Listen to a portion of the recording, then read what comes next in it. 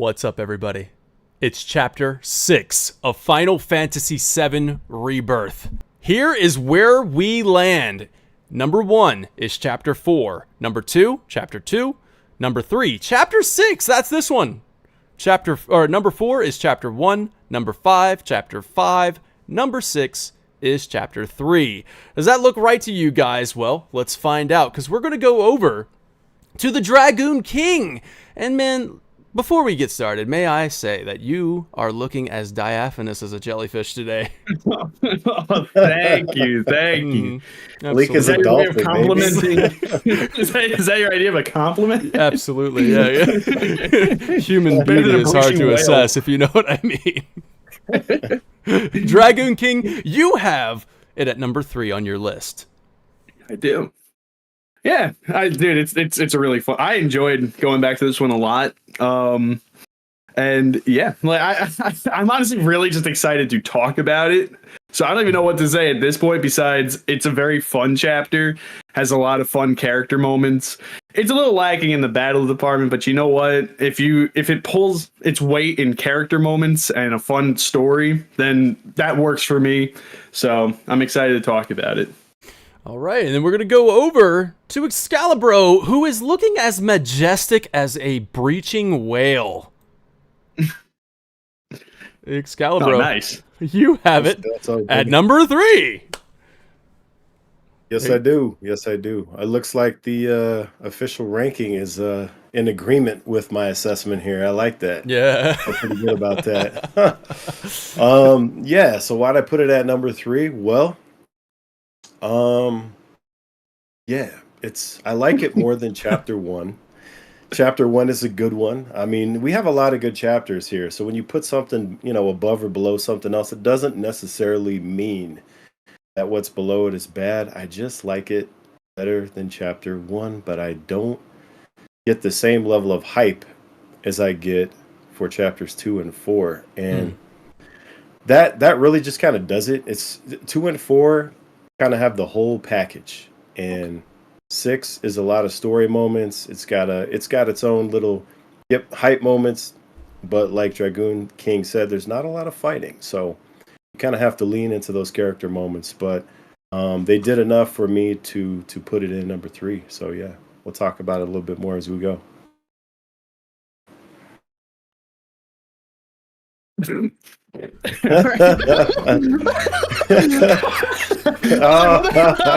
up, y'all.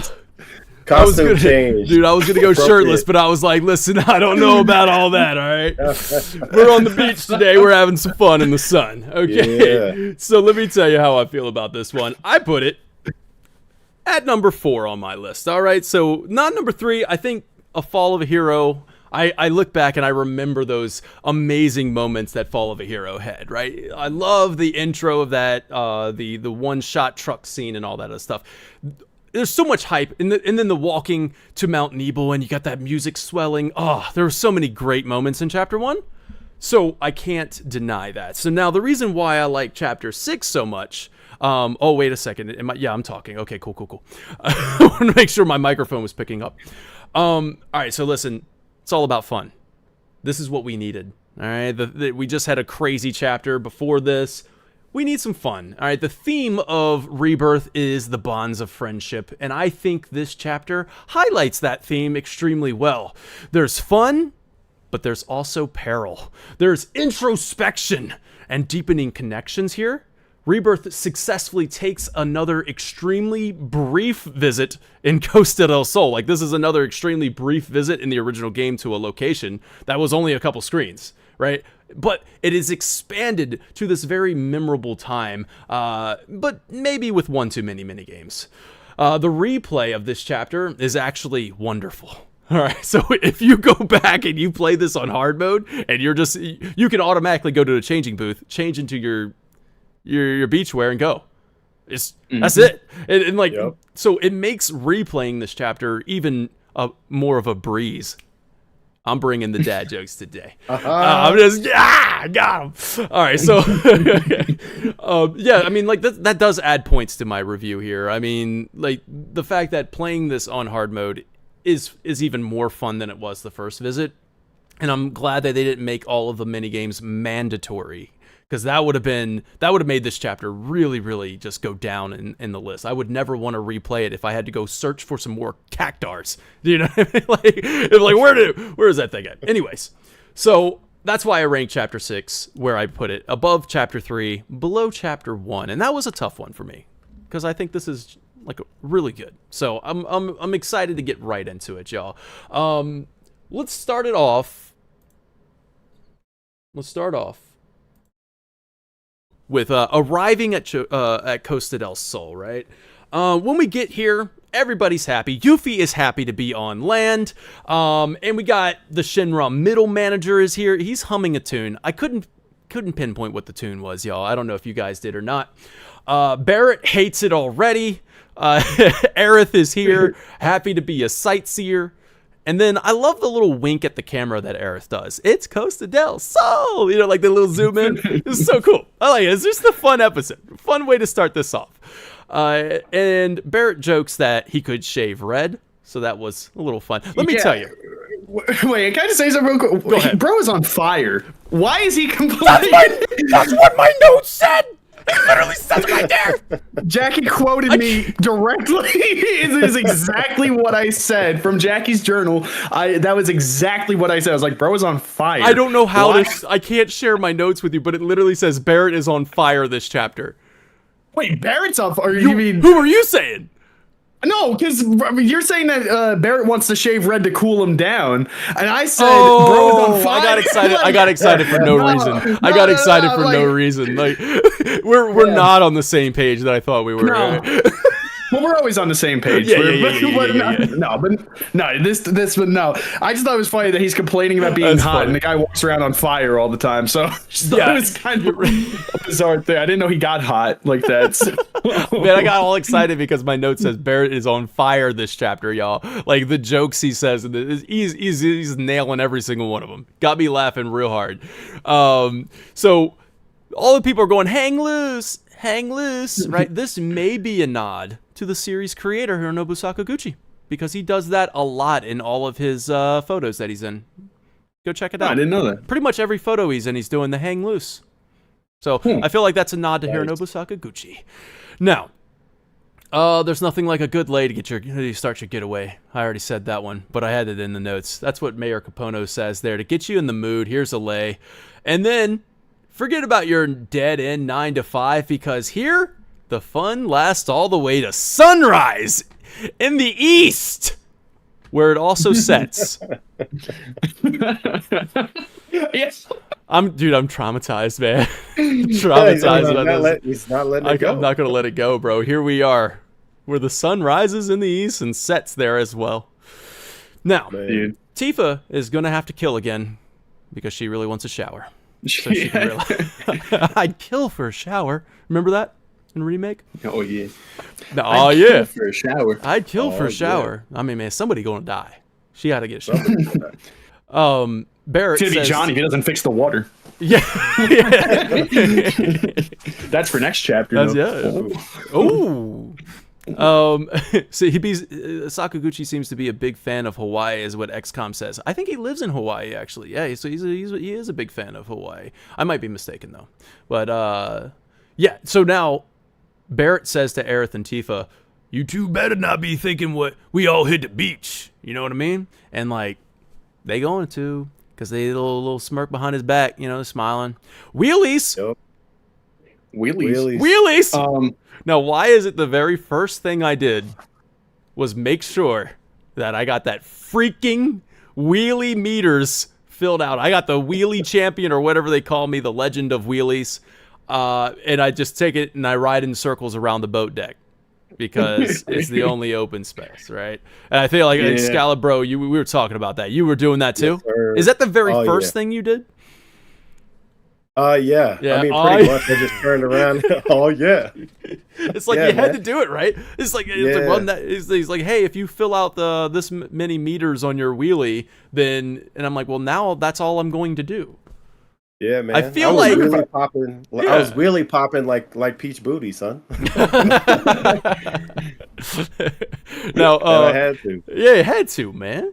All right, now Yuffie says to Cloud, okay, well, you don't worry about the video. I'm just letting it play while I talk. Yeah, this one's coming from Source Spy 91, by the way. Source Spy 91. But go ahead. Spy 91. I want to point out something because this is going to get enforced later in the chapter, but now's a good point to bring it up. I think that Barret, I mean, obviously Barret's kind of typically mission oriented, but I think once they got off the boat and he immediately was like displeased with being here. Yeah. My initial thought of that was, we're getting closer to Corel. So he might be getting more agitated by getting closer to home. You know, so I just wanted to point that out. And there's another thing too, because we just passed the building. This is a totally different point, but good point to bring this up. When there's an NPC dialogue here where one of the employees mentions that Costa del Sol was made with Shinra's assistance. And this reminded me immediately of Under Junon. But not because, for the reason you might be thinking. When we walk up, I don't know if what you guys think of this, but the first building that we see with the name on it looks like it's almost falling apart, right? Yeah. Mm-hmm. I remember when we were talking about in chapter 4, again, I could be reaching here, but when we were talking about Under Junon, and my note on that was the only building that's in really good shape there is the hotel. Yeah. I'm looking at this place, and the only building that's in not good shape is the building that has the name of the town on it, which I thought was weird. So to me, it's showing Shinra's influence on the town itself, because I think that they've took what was something else. Costa del Sol was made with its assistance. And I don't know, I just thought that was really cool, seeing Shinra's influence in the world. But this is actually a more positive use of their influence, which we don't typically see. Most of the time it's negative. But here you got a bunch of nicer buildings around this one decrepit old building. And again, might be a bit of a reach, but I just wanted to throw that out there because it was a thought that I had thinking about the chapter 4 discussion we had too. So anyway, move on to the plot. I like that. I just wanted to get that out there. Good observation. Now, when you see Yuffie, this is a cool little nod to the original game, whereas Yuffie was working the ice cream station in the original game, right? So she's here buying ice cream, and she says, "You want some ice cream, or are you looking for something hot?" Just admit it. You're obviously captivated by my bodacious bod. And then if you say, "Yeah, obviously," which is in italics for sarcasm, by the way, right? She will respond by saying, "Oh, I didn't know you had an eye for beauty." You know what I mean? Kind of taken aback by Cloud's response there. And then she is not catching sarcasm. She's not catching it, man. She's like, "Yo, but I don't know what you say, like what she says otherwise. I can't I don't know. I can't remember what I said, but this is what the video says. That's why I got it in my notes. And then she says, "You sure you don't want me on your team?" Right. So this is interesting because I don't know, man. Maybe we should take a moment with analyze Yuffie as a character at this moment. All right. So she just lost Sonon, right? So she's not too long ago, a couple days ago, she lost Sonon, and she watched the plate drop on a bunch of innocent people. She's been through a lot recently, and then now maybe she's feeling lonely. You guys think she's feeling lonely here? Because she obviously was a fan of Avalanche. She liked Avalanche's extreme ways, and she wants to kind of be a part of that. But maybe she's just a little lonely. I don't know. Yeah, definitely. I think it's that, and I think also she just sort of has this need to fit in and get approval, and so these are the coolest guys around. So if you're looking for approval, you know, there's no better way to get validated than join up with Cloud, Barret, you know, all the Avalanche. So yeah, and she's kind of on her own too, with like not like just literally nobody around her, but she's kind of on her own with what she wants for Wutai. It seems like, right? Like she kind of lost her support there in the intermission DLC. Let's see, where she lost track of them, separated from them. Now, Johnny returns. So Johnny's back. Johnny's back, man. This is we get to see Johnny once again, voiced by Yuri Lowenthal. Awesome. He voices Spider-Man in the Spider-Man games, so that's cool. It's all I can hear is the Spider-Man game when he talks now. It's funny. But yeah, he's now the owner of a hotel, Just bought it, actually. No job, no money, and worst of all, no girl. No girl. Ugh, the Unholy Trinity, man. Oh, God. That's not good. That's what he says. That's what he says. It's not good. But Mayor Capono, he's the mayor of Costa del Sol, sold him the hotel for like half the market value. Seems a little sketchy. Man. Seems a little sketchy. Yeah, he did Johnny dirty, bro. More like Mayor Al Capono. Like, bro thought he was untouchable, bro. He did Johnny dirty over that De Niro. You know what I'm saying? That was a little 90s pop culture joke. That's good. It's good. So we got look, man. I love this scene. Once again, Barret killing it this episode. No, this chapter. That's the second time you said episode. I know, man. Are we watching a show? Feels like it. I don't know, man. Well, the viewers are watching a show. Yeah, they're watching episode. Yeah, they're watching episode 6 of this podcast. Even we had 4.1, 4.2, but still, we're still calling it 6. All right, so listen, I love the wafting.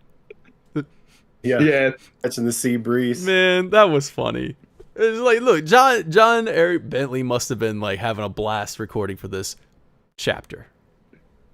You know what I mean? He must have been having a whole blast. Cast must have been having a blast. Yeah, everybody true. seems like they're having a lot of fun in this chapter. Mm-hmm. So they gotta go take a walk.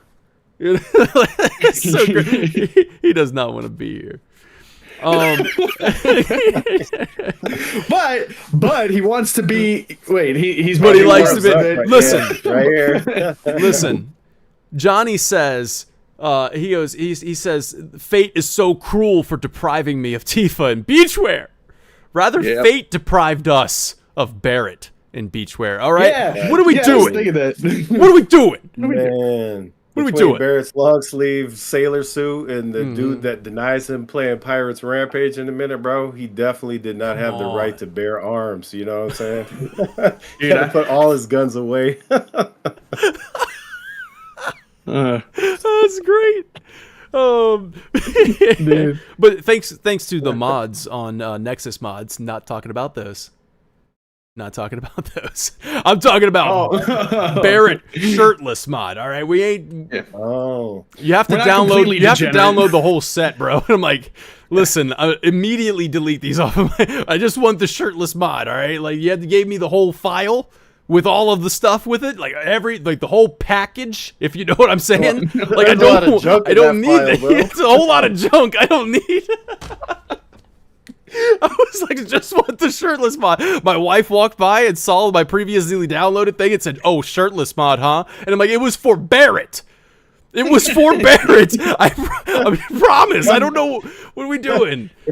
Dad's like, "Why is this file so big?" Oh, never mind.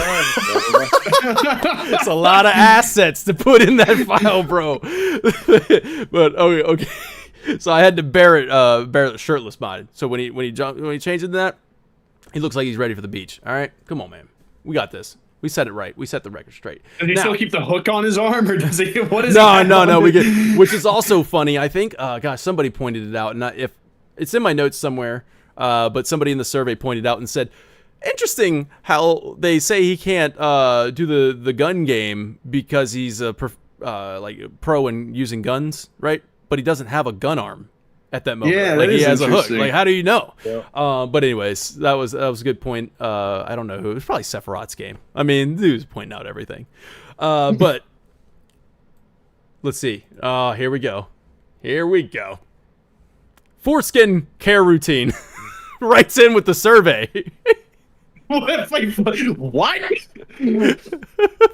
Is the foreskin care routine, man? That's the name they wrote in on the survey. Is Johnny's Inn a rebirth of the mansion you can buy in OG? If not, will the mansion be purchasable in Part 3? Which is also something to note when you go up that little bridge. It leads right to that thing that the mansion that you can buy in OG. It's there. You just can't. They don't do anything with it. Very interesting. I hope it's in Part 3. Yeah, I mean, it kind of feels like Johnny's End is a replacement of that, because Johnny's End you kind of build up, like it kind of enhances as you go. Yeah, so I don't know. It could be. Somebody asked me if I could break the camera and go inside. I should have done that. So sorry for that. But maybe we'll do a podcast. Maybe we'll do a little stream. We need another camera break. We need a camera break stream. Video. Yeah, we really do. Just to kind of have fun with it. I'll put that on the list of things I need to go explore. If you haven't. Actually, that's a good thing to throw in the comments. If there's any suggestions for things to camera break, you guys should throw that in the comments. We did one camera break video if you guys haven't seen it, but if you want to, watch that or throw even suggestions without seeing that, it'd be really cool, because I've thought of things and I've thrown them out to you before, Dan. But we could just have like one place to look at it all, see what people want to see. That'd be cool. That would be awesome. And so make sure that's in the comments so I can keep track of it better. And I'll even put it on the VOD. Yeah, on the VOD. Yeah, not in the chat. And then also when I send out the survey, I'll try to add that in, because that would be a fun little stream to do and just kind of go where people want me to go. Now, let's go to the next part of this, which is the Costa del Amor. You're gonna have the love, I think. I don't know, Costa love. Coast of love, now those robe guys, they really kill the vibe. Okay, they'll never let Cloud on the beach looking the way he does, but those robes, well, they're fine, I guess. They can just that's how the hell did they get there? Also, isn't it rude as hell for that lady to say, hey, they're your friends, can you go tell them to screw off? Dude, I mean, that's kind of like what's going on this whole chapter, really treating these guys bad. All right, so let's see. Audacity. The audacity. Yep, there you go, Sephiroth. It was you that said it, and there it was in my notes. Boom. But he says to add on to that. But Cloud and Soldier can. It can. He's good.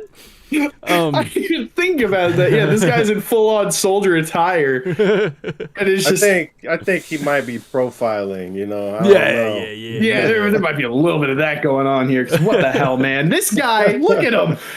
Come on, now. You got a sailor and you got a soldier. Who looks better at wielding a freaking firearm? Come on, man. What the hell? Now, we are kind of breezing through this, but we're gonna get to some juicy parts soon.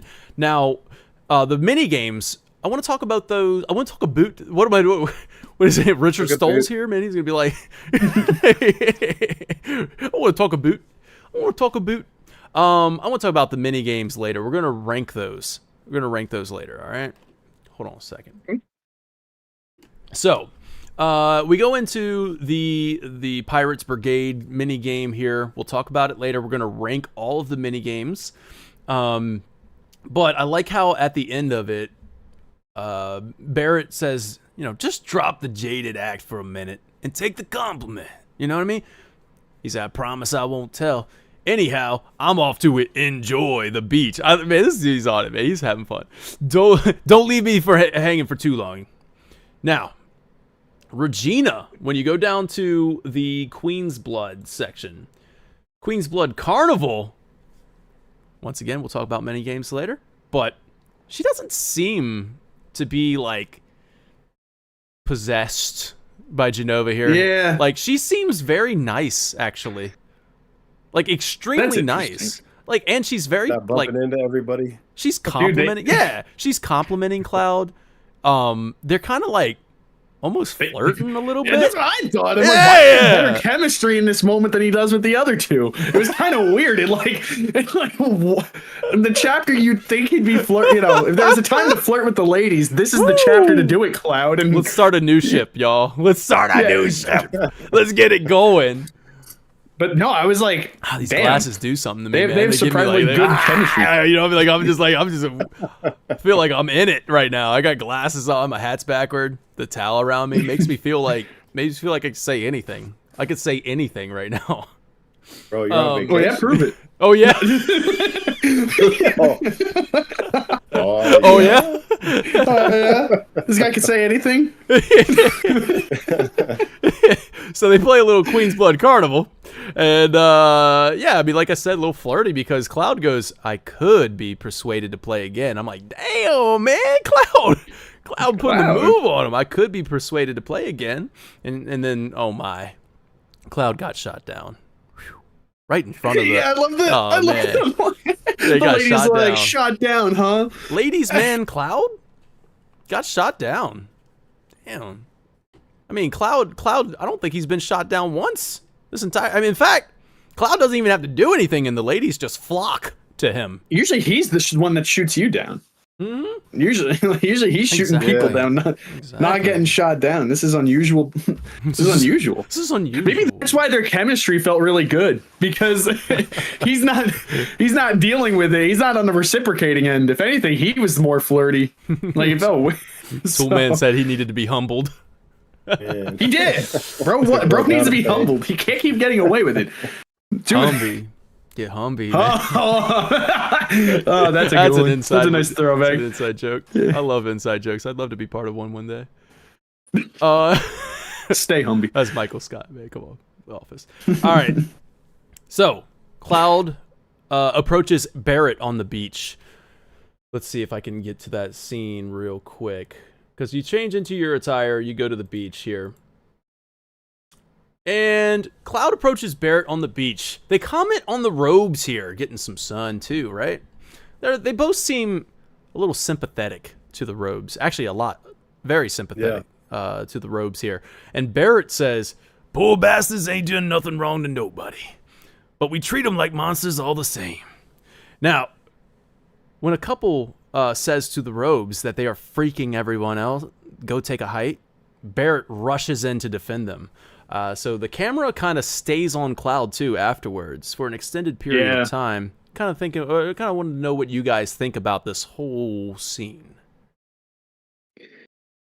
Okay. Well, first of all, I'm curious why Steve Fox from Tekken is walking the beach right there. I don't know if you guys had that same thought. Like, I'm like, that is Steve Fox, bro. Like, what's happening here?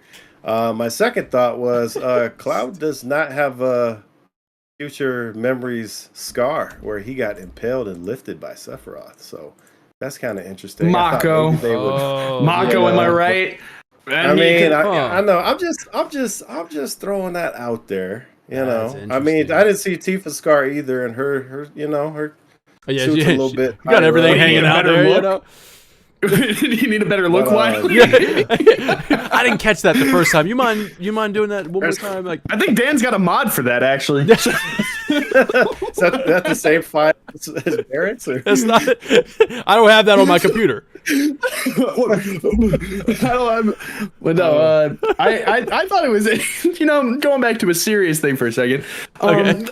I think it's sweet that Barret is so sympathetic to the robes, but you know, because we've been seeing that throughout that part of his character throughout every chapter that the robes have been really involved with. We're seeing him like look out for them, keep them in mind, be sympathetic towards them. But what's interesting is that when he where was it? I had a note on it, but you know, I wanted to ask you guys, what do you think Cloud realizes how closely his fate is attached to the robes at this point?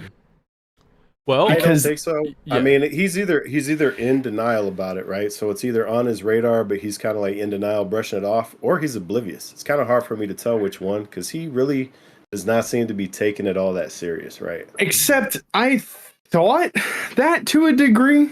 And then I see that look on his face after looking at the robes when Barret's going to defend them. And it's kind of sweet because indirectly we're seeing their relationship be strengthened in a way, but not directly strengthening with each other, because you're seeing Barret be protective over the robes, and we know that Cloud is in a position to go down that path himself. So in a weird way, that is like strengthening their relationship, but it's not Barret directly saying, if you go down that route, I'll be there for you. But we as the viewer know, hey, you know what? That kind of is how you can interpret that. At least that's how I interpreted that. Oh, yeah. So Cloud's sad face at the end. Well, yeah, so his sad face at the end, I'm like, you know, I don't know if he knows it now or if that's something he'll keep in mind later when he will pick up on the fact that his fate is more closely entwined with the robes than he realizes. Not consciously, then. Yeah, not. Right. We'll get there in a second, but maybe not yet. Not yet, but not yet. Well, like I say that because Hojo says it in just a moment, where he goes like, not consciously, then, but like, that face. I don't know, man. Like, I love where you took it. I love where you went with that, because it could be just like he's not like consciously aware that he's heeding the call, like he's being called and he's following, like he's supposed to. But I do like that he does know about soldier degradation and stuff like that. Like he knows about like his deteriorating mental health, right? I think. Mm-hmm. So I think maybe his like expression here and the way it lingers on him for like the camera lingers on him for a little bit, it might be kind of him like thinking about like, man, like you said, like I'm surrounded by some good people right now. Yeah, I got Barret. You know, like he's looking out for these guys. He's gonna look out for me. So that's cool. This chapter does a lot of more subtle things for Cloud and Barret that are awesome. Their shooting gallery date where Barrett's like hyping him up during the entire time, and also it's funny because earlier when they step out of the inn and Barrett's like, "Oh, I'm gonna take a walk." Barret, who is so opposed to being here and taking in the beach day, is somehow enjoying this more than Cloud. Cloud steps out of the inn, ignores the two ladies, and says, "I'm with them," and he's focused on the robes. Yeah. Mm-hmm. So he's just, and he did that earlier too. I think in chapters 4 or 5. Like he is just always focused on like the robes. I remember in chapter 4 when you get to Under Junon, the first thing he says to Rhonda, I'm pretty sure, is he asks about the robes. So where everybody else is able to take in the surroundings, find enjoyment in things, like Aerith is enjoying sightseeing, Barret is pissed off that we're here right now, but hey, he took the time to embrace it. It's like, well, we're gonna have a beach episode anyway, so I might as well exist in it. So Cloud, on the other hand, is just focused. He's staying focused on the robes. So, you know, it's cool that we're seeing not only his relationship with Barret strengthen, but when we're looking at that scene, to me, I feel like that's the first time we're seeing Cloud realize this might be where I'm heading. And I don't know, again, I don't know how fully he realizes it, but it feels to me like it's sort of breaking away at that layer, that first piece of the puzzle sort of fitting in. And he might not know the full extent yet, but especially if you also do in the chapter 2, the side quest with Broden, as we were talking about, you know, I think the pieces are starting to click. So it's good to know that he's got good company in Barret. Yeah. So, all right, now's a good time maybe for everybody to start laughing at me. Uh-oh. All right, this might be it. All right, this might be the one. Yeah. Should we start now or should we wait until we have a reason? It's so blatantly obvious at this point, but listen, my man looks like he's asleep. All right, he looked like he might be asleep and he didn't hear it, okay? My first playthrough, I was still very convinced that this was a childlike voice coming from the live stream, all right? But man, walking to Aerith in the shower? What? Oh, man. The kids are not all right, bro. The kids are not all right. Like, why? Where was the confusion? Why was it still a mystery by the time we get to Cosmo Canyon? I don't know. But I will tell you this. Really I wish funny. it was. Like, I wish it was like that for everyone, to be honest with you, because it was a shock to me when we heard it. At Cosmo Canyon, when I heard it, I was like, oh, wow. But here we go. we got Red talking to Aerith here, but it's even coming across as the subtitle comes across as the mystery man, all right? Like the mystery boy. There's question marks when he talks. All right, so it kind of supports it. Looks like my man's sleeping right now, all right? As Aerith is taking a shower. Now, we're going to get into some stuff here in a second, but like take your time. You see that there's like some question marks. I don't know why I didn't catch that we're even showing Red's tail.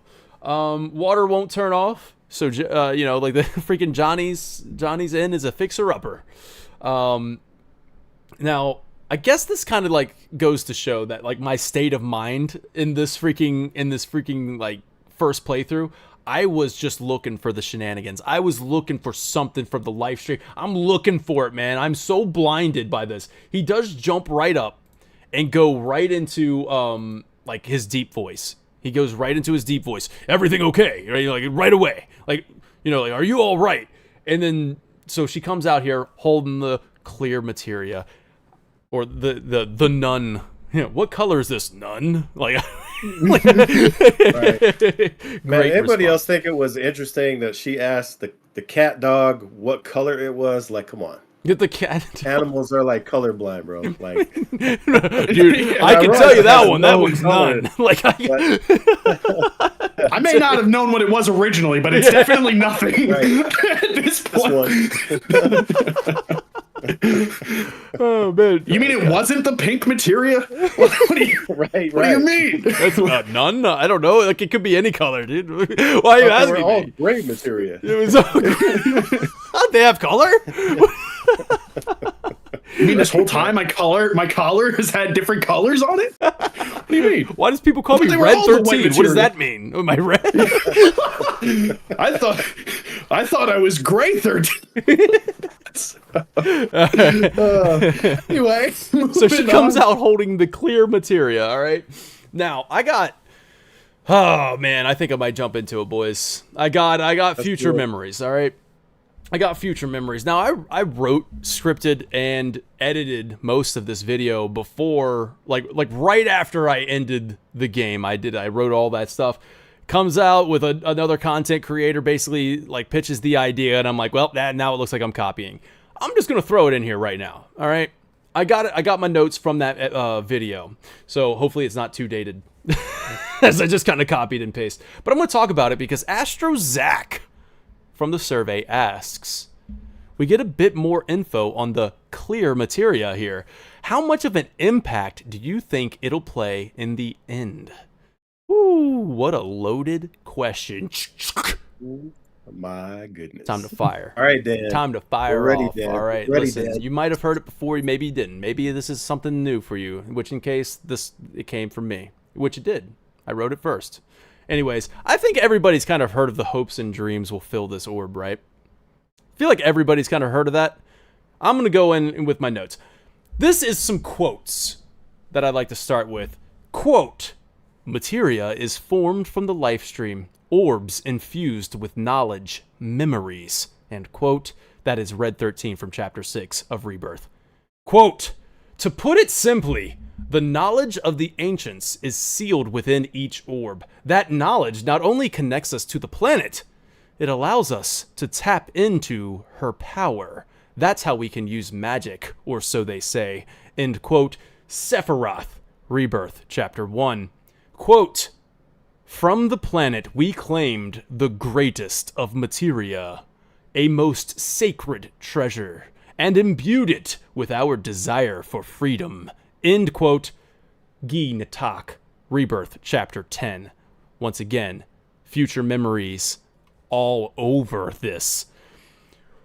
What if the empty orb is a most sacred treasure that XIII Natak is referring to, or as the OST calls it, the purest of materia is the name of that track that plays. It is empty, pure, none color, allowing a person, or more than likely a group of people with a strong spiritual prayer, to imbue it with their desires. If Cloud and company were to learn that both the white and black materia were created using the same colorless sacred materia that we see here in Aerith's hands, which will end up being in Cloud's possession at the end of the game, they could realize that they too could imbue this orb with their desires, their hopes and dreams. I imagine these hopes and dreams would be to eradicate Jenova completely, gone, the strength to defeat Sephiroth, throw in the salvation of the Gi, because Red makes a promise later on, and lastly, for the planet to bond with them and allow for Holy, which is Aerith's prayer that falls into the lake at the Forgotten Capital, to be heard. To do all of this without wiping out humanity. So, quote from OG, Bugenhagen says, "Holy, the ultimate white magic. Magic that might stand against Meteor. Perhaps our last hope to save the planet from Meteor. If a soul-seeking Holy reaches the planet, it will appear. Ho ho ho! Meteor! Everything will disappear. Perhaps even ourselves." Cloud says, "Even us?" Bugenhagen, "It is up to the planet to decide what is best for the planet. What is bad for the planet? All that is bad will disappear. That is all." So first of all, this sounds like maybe the hopes and dreams of the Cetra was the original white materia. What if, upon learning about the black materia and what it was capable of and how it was created from the Gi, maybe the Cetra created a failsafe called the white materia, because its whole purpose is to stop Meteor, right? Or something like that, right? So it's a counter to Meteor, which would be known as the white materia. It gets passed down from Cetra to Cetra for generations, safeguarded until it is needed, and until it is ended up in Aerith's hands. So these are filled with precious memories. If we got to see how the black materia was created in Rebirth, I imagine we will get a segment in part 3 explaining why and how the white materia was created. I'm about to wrap this up with Cloud saying from the original game, quote, "Holy, holy is here. Holy is shining. Aerith's prayer is shining." But then Barret comes along with this. "Not only Aerith. Holy is the prayer of Avalanche, of Marlene and Dine, and everyone on the planet." Cloud says, "Aerith's memories, our memories. We came to tell you our memories. Come, planet, show us your answer." This sounds like it's all really kind of bringing the original in a new way, but keeping the original alive. We're not changing too much. But this clear orb that Aerith has sounds like it's more just like a physical object for Cloud and everyone on the planet to imbue it with their desires, their hopes and dreams. Because I think the finale of part 3 will be Cloud and company pleading to the planet that not all humans are bad.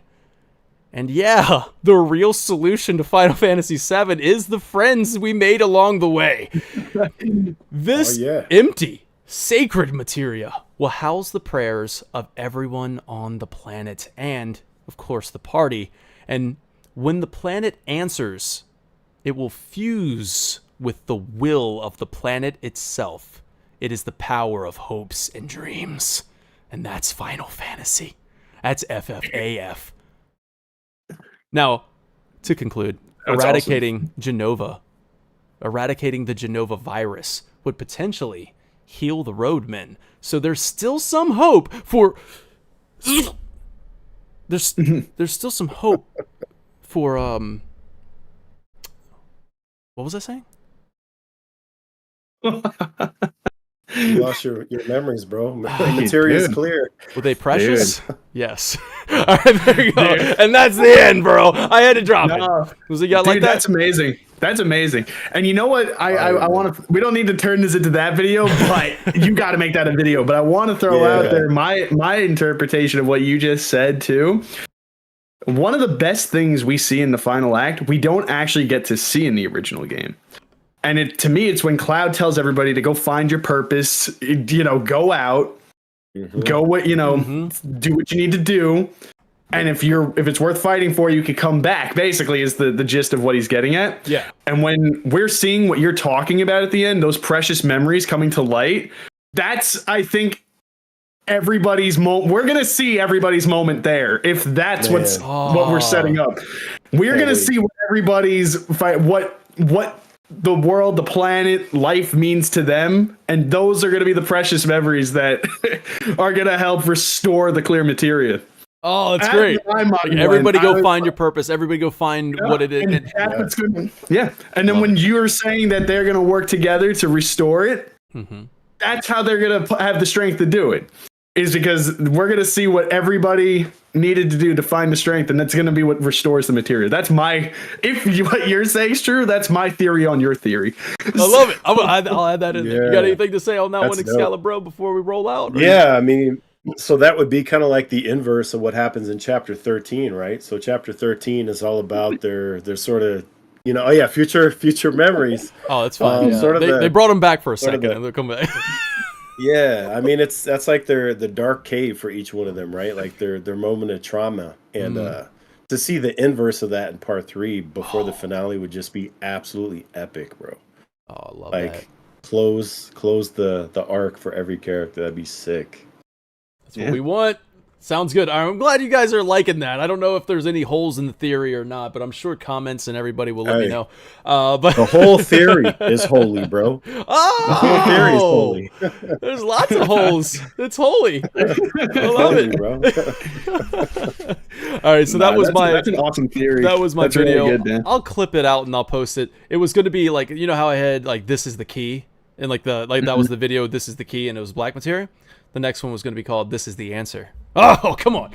Or yeah, whatever. So here we go. I'll clip it. I love how Red right now, he sees that Aerith is kind of struggling with all of this, and he reminds her that she wanted to hit the beach with Tifa and spend some time. You know, like I think this is awesome because we see an Aerith who, underneath all that upbeat, sightseeing, perky energy that she has, you know, that not a care in the world, that exterior that she shows, is someone going through something really taxing. And to mirror that, because there's a mirror here, and like both Tifa and Aerith needed this. Because when Aerith goes to knock on Tifa's door, I want you to pay attention to that little ellipses that happens. She goes, yeah, in a sec. So it seems to me that Tifa might be having a lot on her mind too. I think something's weighing on her while she's in this room. And I gotta say that I feel like this is an example of what Final Fantasy VII as a whole is trying to convey. And I know this is like, yo, this is freaking Costa del Sol, man. Stop. Pump the brakes, but I'm going to go with it. I feel like the entirety of Final Fantasy VII tries to convey that after a tragedy or dealing with trauma or dealing with something that is weighing on you, being alone and left to our thoughts can be detrimental to us. It's bad. But together, we share the load, and our resolve is strengthened. We can find joyful distractions from all of the stress and worries that's going on in our lives, like hitting the beach. And I think that's what's exactly happening in this chapter. We're getting fun in the sun as a healthy distraction, but of course, it's a fool's paradise to think we can escape reality for long, but we'll get to that in a second. Ooh. Mm-hmm. I wanted to say too, just reinforcing themes that we've gotten earlier. We're seeing more of Red and Aerith's bond because they established in chapter 4 that, hey, they're pretty comfortable with each other. Red's using his, lighthearted voice, or his normal voice, I should say, around her. And I did also just want to say too, and this kind of goes into what you're saying about being alone and whatnot. Even on the surface, like what they talked about with the Clear Materia, Red asks, were those memories precious? Because she noticed that it was gone after the Whispers took the memories. She said, yeah, they were. And she's upset about losing precious memories. The sentence right before, either a couple sentences before, she says, that the broken shower reminds her of home. Mm-hmm. She's going through a lot of, upsetting things. And really, this loss of memory seems to really upset her, which understandably so. I would be really upset if I was losing precious memories too. Mm-hmm. So what does Red suggest? Go have fun. And to me, that's like, oh yeah, go have fun. But underneath that, I read that as go make new memories. Go make new precious memories. Go, and I think that's a very sweet way of responding to the situation that she's clearly very upset by. It's, she's upset that she doesn't have those happy thoughts of the past. So what's the response? Mm-hmm. Go enjoy right now. Go make because as time passes, those will be memories. That's something that you can enjoy to look back. You know, this nice moment with Tifa. I'm sorry, now I'm laughing because I'm looking at the stupid hands. But yeah, I think it's a sweet response to an upsetting situation that she's going through. It's like, you know, I'll add to what both of you guys said. So I think you guys are both spot on. At the end of the chapter, when you talk to Aerith on the beach, she kind of spills. If you get the best reply, right? She spills the dark thoughts that she's having. Oh yeah. And Cloud basically consoles her and just sort of says, you know, you aren't your thoughts, and everything sort of projects forward in that. We'll get to that conversation, but it all projects forward to what she's really thinking about, you know, and we'll talk about that again in a minute here. But I think everything you said is spot on, both you guys. Awesome. So now we get into kind of a series of mini games, right? We're going to talk about those at the end when we rank them, but we do Red's Run Wild mini game for a tropical meat platter. I don't think there was anything really deep to dive in here. I mean, we try to dissect everything. What do you mean? Oh, brother? wait a second. Let me tell you how. No. Wait, his nose, bro. His nose is bad. No, I got nothing. It looked yummy. It looked yummy, man. I don't know, man. Give this good boy a treat, man. The only commentary I have on it is that I petitioned to rename Run Wild Red Rocket League. Yeah, Red Rocket League. No, not the Red Rocket. No. I didn't. Oh no, you got me. Oh, you got Dan on got board. Me. I said it twice. I said Red Rocket, and I said it again. The Red Rocket. Not the Red Rocket. No, you can't fool me, Wheelie. Oh my god! And now it will always be that in your head. Your charm doesn't work on me. I'm not falling for no Red Rocket League. I'd like to play that game. What? Hey man. Then we move on to Aerith volunteering to help the Shinra middle manager find cactars. So Aerith volunteers to help somebody from Shinra. It was kind of interesting there. Now the Shinra middle manager says, I really needed this. Can't lift my family's spirits if I can't lift my own. That's coming from the Shinra middle manager, y'all. Yeah. Dropping some great line right there. So, and I think it's also, once again, kind of reflective of the chapter, right? Can't lift everybody else's spirits if you can't lift your own. So both Tifa and Aerith, who are very selfless, you know, sometimes they get put on the back burner. Sometimes they put themselves last. So now they're going to put themselves first. So I like that. I want to also just, because I didn't mention this in the chapter 4 video, and it's very brief, but just he has a special hidden dialogue, I think, during chapter 4. You could find him in Upper City Junon Main Street, and it's during one of the interviewers for Shinra's news station. They're interviewing some of the soldiers and stuff, but you could find him, and he jumps in front of the camera, and he's like, "Oh, can I say something?" And at first he's talking about, I think, the parade, but then he goes on a tangent for 2 minutes of real time where he's just like, "Oh, hi." He's talking to his wife and kids. He's like, "Oh, I miss you guys. I can't wait to get home." And he's just talking about how awesome the Junon parade is. Yeah. And the news reporter's just like, cool. Are you done yet? And he goes, "Wait, I still got to say it." And he's just going. So when he mentioned that, this, and when he's talking about needing to support your family, you need to be able to do that by being uplifting yourself. And what he says at the end of this little quest line, it's cool. I think that it was cool that this didn't come out of nowhere, because I don't think I saw his chapter 4 dialogue in my first playthrough. That completely caught me off guard, actually, when I saw that in chapter 4.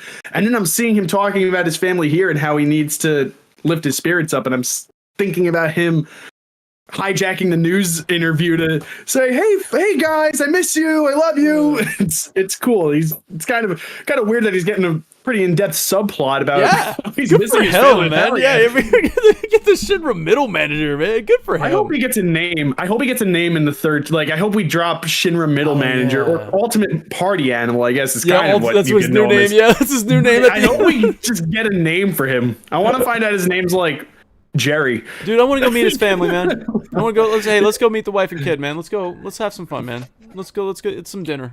You know. Happy Family Man will be his final name. We parachute back into Midgar, and there he is, and we're gonna stop and have some dinner with him. Happy Married Man. Happy Family Man. Oh, Happy Family Man is what his new name is gonna be in part 3. Listen, I mean, like, we can see that you got to take some time for yourself in order to be able to help others, right? You got to fill your own glass before you can start filling other people's glass, right? So I think this is a really cool, like, way to encapsulate what this chapter is all about in the first place. Yeah. But then where we find the Shinra manager at the end of this, I think he's done. Like, he quit. Yeah. He quit. He quit. So it shows that also, you know what? Maybe it's also healthy to cut out the negativity that's bringing you down.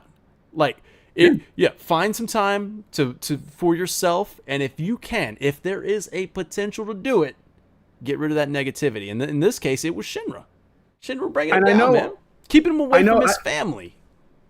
I can't see who's the full name of the commenter, but that screw you, rest of the family. He's on vacation by himself. You know what's funny about that is, at first it kind of looks like he's here on vacation. He's not. Yeah. He has a dialogue when Hojo lands on the helicopter. He was really pissed. That's when he starts getting pissed at Shinra in this chapter, because he what does he say? He said something like, he shows up 3 hours late and they tell me he's supposed to show up by boat and they couldn't let me know either of these things. Like, he was really upset that he was not. So he's here on business, actually, even though, I think he's just making the most of a really crummy situation. Like, he's pissed that he's here on work and he misses his family. But the Cactuar quest is his way of having fun in what's got to be a really frustrating and annoying time right now. I mean, work's dragging him away from his family. He's at this really fun family resort. I'd be pissed too. I'd want to be here with my loved ones. So shout out to the Shinra middle manager, man. We got some good stuff out of family man. Yeah, shout out to the family man. Happy Family Man. I hope that's his new name in part 3. Man. All right, so I guess we can't. Last time we saw him in Integrade, when you play, what are you playing, Fort Condor, and he's practicing to play against his daughter or something. He's practicing to play against his daughter. Mm-hmm. Yeah. He's always that family. Did the Shinra middle manager quit, and then Johnny had to pick up the slack because Capona had to tell him to go get the luggage? Because wasn't that the job for the middle manager? I might be misremembering that, but. I don't know what his job exactly was here, but I do know this. Johnny's awful at this. Yeah. Bro moves one suitcase and left the other 3. Bro, come on, man! You gotta lift more than just one. What are we doing? Dude, you got 2 hands. You're a strong gentleman, and also you're fast as hell. I saw you hauling ass to get here. So bro was scooting. Dude, I was doing this chapter and I kept coming back to see if the suitcases were gone. He's like, did you come back and get the rest? What are you doing? Yeah, well, he never comes back. He's genuinely awful. This discovery is called "Where's Johnny?" Maybe that's a nod to the "Here's Johnny." Could be a nod. I would have liked to see maybe in the I don't know if the next chapter when you find him it's "Here's Johnny." That would be good. Good little tie-in. All right, so we get to see him. He could see that he's kind of got himself in a bad situation. Tifa kind of feels bad for him, which is going to lead us into the next side quest. I think if this person does lead, right to Jenny. Jenny. Jenny. Going to Jenny. It all comes back. Yeah, it all comes back around. Now listen, all right. Lieutenant Dan. Lieutenant Dan. That's your inside joke. All right. The Wheelie store employee, Jenny, quotes Johnny when she says, "Oh, Tifa, my light, my everything." She finds out that Tifa is that girl. And she was expecting someone metropolitan and chic who lights up every room that she walks into. Who the hell are you? What? Yeah. But I love how like Aerith sticks up for Tifa. Yeah. That's cool. And it kind of made me sad that Tifa goes, I'm used to this. Like, yeah. Like, man, why? Is that some sort of humble brag? Is what she said? Yeah, I mean, she's her, bro. She's her. she that girl. But I like how Aerith goes. Plus, she uses something I really want to use at work one day. Like when somebody's getting them in it. I deal with managers all the time. I'm gonna be like, yo, stow the tude. That's what I'm saying. Stow the tude. All right, that's what I'm definitely using that next time I can. Next chance, and it happens often, so I will have a chance. I'm reading the notes, and I completely forgot about this for a second. But at the beginning of this talk with Jenny, she goes, "Are you Tifa? You're Tifa from Seventh Heaven?" And Tifa just goes, "Yeah, that's me." And I told Jackie to make a note of this. I'm like, Tifa's a wanted criminal still. Like, why are they so open about who they are? It's like, oh, Tifa from Seventh Heaven. Yeah, that's me. Yeah, it's me. Like Tifa Lockhart, one actually. on all the wanted posts. Right. Yeah, Tifa Lockhart from Seventh Heaven. Originally from Nibelheim. Would you like my Employment social security avalanche. number? Like, Yeah. Like, what the hell? Like, why is nobody like, you know, I called Cloud a dumbass for doing that on the Yeah. Shinra 8. sign me up, Cloud Strife. Yeah, and you know, nobody, you know, and I was at first I'm thinking, oh well, you know, Rufus seemed like he was gonna back off up until he basically said, oh yeah, deal's off. So they're still wanted. They're so clearly wanted, and nobody gives a shit that they're wanted. She's wanted Like, by yeah, that's Johnny. me. You know what I mean? Like that's all. That's all it's about right now for Jenny. She's wanted by Johnny, and like, you know, listen. All right, Tifa does a nice thing because she quits, and Tifa does a nice thing. She goes out and she's like, let's round up these wheelies and bring them back. Jenny's all like, why are you doing that? Why are you so nice? All right. Now Johnny gets friend zoned hard. Like, I feel bad for this man. But he might be on the same page. But man, Johnny, she says, me and Johnny are just friends. Does Johnny know that? Do you know what I'm saying? Does Johnny know that? Because I feel like my man over here is... I'm just kidding. He's probably good. He knows. He knows. But this is also kind of, once again, a testament to Tifa's character, right? Being super nice, selfless. And like even Red says it, you don't have to please everyone. Yeah, I love that he says that, because usually it's her being pretty self-aware, saying, "Yeah, I know I could be a bit of a people pleaser." Yep. So for one of her friends to call her on it, Yeah, I thought it was kind of cool, because usually we don't see that. Nobody really. Yeah, typically Tifa's an unproblematic person. So for somebody to call her on a more negative trait, I thought was kind of cool. Yeah. Especially since it's Red. Because I feel like he would not be somebody I would have expected to have said that. So I guess they're getting cooler. Like they're getting tighter. The bonds of friendship, man. Yeah. The bonds of friendship. They're getting tighter, because if anybody were to say something like that, I feel like it would be Cloud or Aerith. Actually, Red would be the last person at this point to have expected to say that. So I think that's pretty cool. Showing how tight we're all getting. Okay, but when Tifa says we're just friends, that's exactly what Jenny that's exactly what Jenny needed to hear. All right, she's gonna go shoot her shot, and now that she knows, she has this like epiphany that being kind and selfless is actually kind of attractive. I mean, that's who knew? Who knew? Wow, Man. Wow. Never would have guessed. This is a revelation to me. This is crazy, man. What are you talking about? Oh. So that takes us to our next one, which is going to be the piano, if I can get to it. There we go. All right. So there's a scheduled concert. Pianist is not there right now. And Tifa is recruited to take the place of the pianist that decided to elope on the day of a concert. Madam M examines Tifa's fingers here. Now, she says they have the strength of a warrior and yet are so very delicate. I feel like at this point we all know what I'm about to say. Come on, guys. We're not talking about Tifa's hands. We're talking about. I don't like the way I said that. I don't like the way I don't like the way I said that. Please emphasize, Dan. What are we talking about? I mean, Tell us more. I feel like that's what we're please. No. God. I don't need the glasses to say what I want. Wow. All right, strong warrior, kick ass, delicate soul. pianist, Dan. What'd you say? Yeah. It sounds like you're a real pianist. Dude, he's I like how Andrea Rodea says penis, like the way you're supposed to say it. All right. Says how pianist. did I say it? What did you say? Pianist. Pianist. Yeah. Well, Andrea Rodea says it the right way. All right. No. Damn, Wheelie. My bad. All I'm getting is that Dan. Okay, listen. Dan thinks a little too much of this pianist. So.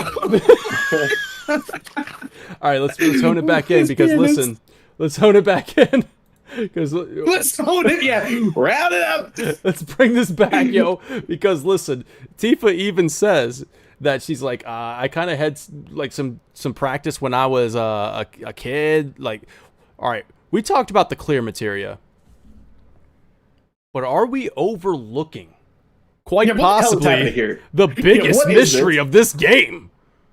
Who the heck is Madam M?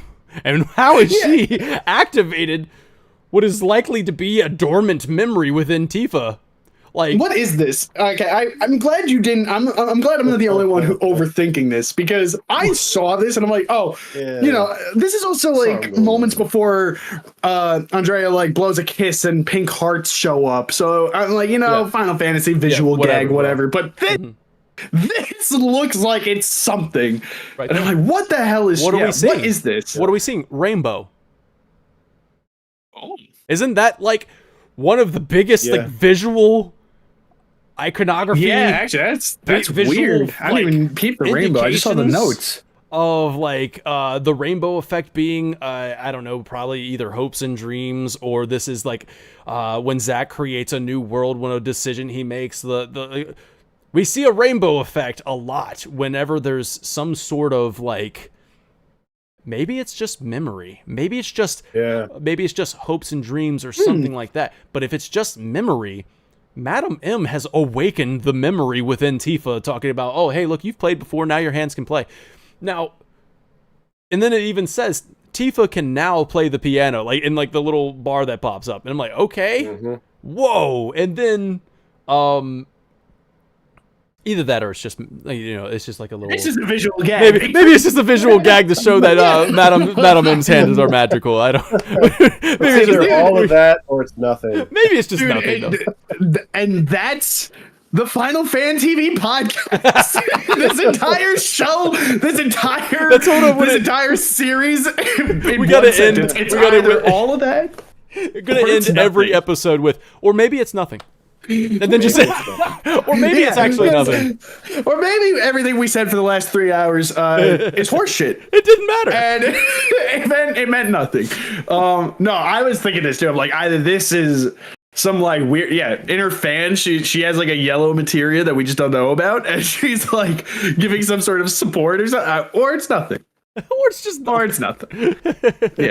I don't know. I thought it was kind of bizarre too. But then I got humbled. Chapters are going to be incredibly unhinged. And you're right. Yeah, it's going to get wild. Yeah, it's going to be something.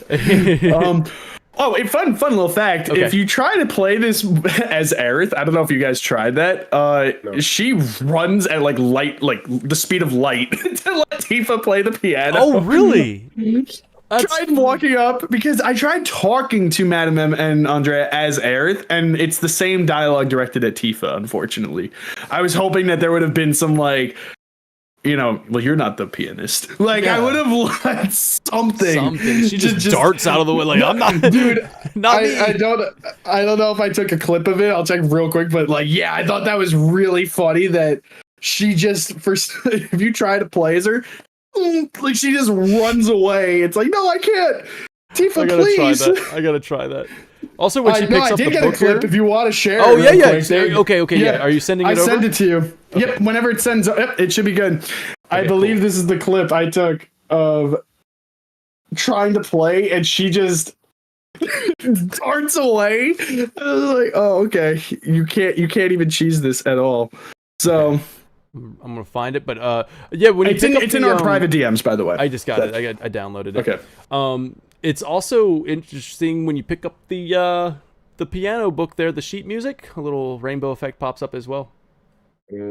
Oh, yeah. See, it's crazy, this is why man. this series. It's This is why this series drags on for like 3 hours. I think we can sometimes, think because about. We'll talk for. Let's just think about it though. Let's think about like in the future for future episodes. Let's find out what that rainbow means. Let's think about it as memory. Let's think about it as memory. That might be interesting.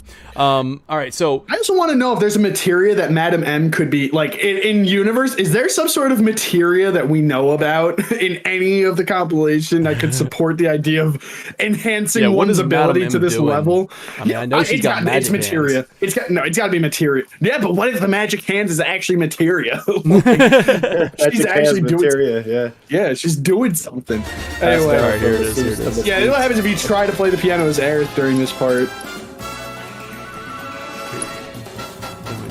Whoa! I'm out. Not me. Ain't no way. Wow, bro. I like doing what the game doesn't want me to do to see what they do to make me do what I have to do. So it's like, I'll try playing this as Aerith, and you can't. Yeah. Aerith really said not even once. I'm out here. Tifa, get on this. Get the hell out of here. So Tifa, not only did this performance save the concert, but it also saved a relationship. You know? Yeah. Did you catch what Andrea Rodea said to her? Something along those lines. What did I miss? Oh, yeah. Honeybee Inn. We were talking, was it last week or the week before, about what's that going to be in part 3?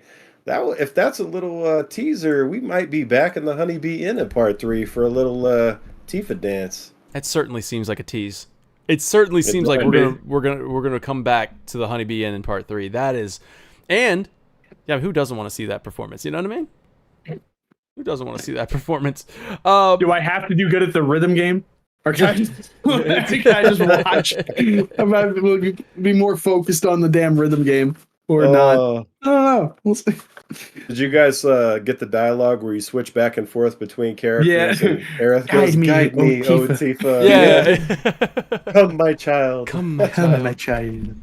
Yeah. Just having fun. Cute moments between the two. I like. Super cute. I really like what Remake and Rebirth has done with those two and their relationship. Yeah. That's probably one of the biggest highlights in this, in this telling of the story, is really strengthening it. Honestly, just inter-party dynamics in general. I love that, because in the original, everything seems so like Cloud-centric, like Cloud's relationship with this character, Cloud's relationship with that character. It's really cool seeing, it's not always about who Cloud's cool with. It's Tifa and Aerith have a relationship. Aerith and Red have a relationship. Barret and Red have a relationship. Barret and Tifa. I love that, because to me, when you think of a party, it's not just Cloud's party. It's a party. It's everybody. Everybody's got a relationship with somebody. So it's really cool that we're exploring that, because I feel like in the original, it's really up to headcanon almost. You kind of just assert that.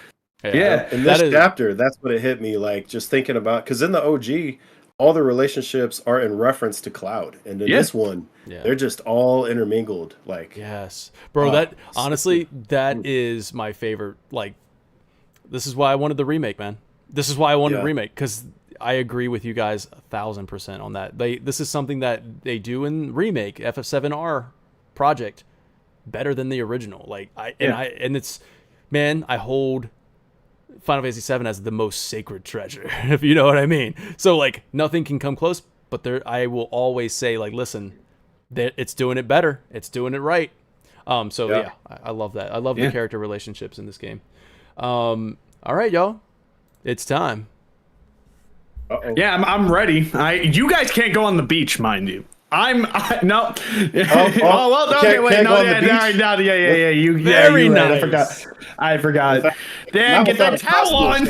Not without the costume change. Costume change. So, costume change. Look, there's the costume change there. Where's my glasses, man? I'm on the beach. I need my glasses. Yo, we about to get jump scared by a shirtless Wheelie. Did he download a mod right now? What's happening? He's gone. Uh-oh. Where did he go? Where did he go? The victorious parasol. Oh yeah, baby, it's coming. It's coming. Oh hell yeah! Hail the glorious parasol. Oh my God. It ain't the beach episode without a costume change, baby.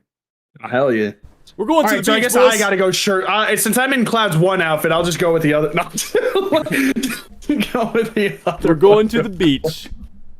Oh, by the way, I don't know if you guys picked up on this. There's different dialogues depending, like, for directed at Cloud, depending on which outfit he's wearing, and what Red's compliment for each of the girls is. I noticed a different one because I wore the different outfits in my first playthrough, and I was expecting certain dialogue, and it was totally different. So I thought that was cool. Yeah, different dialogue for Red as well, right? Like, so what he says. Now it's time. Before we do that, it's time for the Warrior of Hypes. Get hype moment, y'all. It is when the ladies are walking down here and they're super slow-mo. Check out these ladies right now. Oh my God. So hot. I got lotion in hand. In an instant I mean, sunscreen. Sunscreen lotion. I had the sunscreen lotion in hand. Man, this was the Warrior of hype moment right here, y'all. I mean... yeah, fun in the sun, y'all. Fun in the sun. That's good. That's good.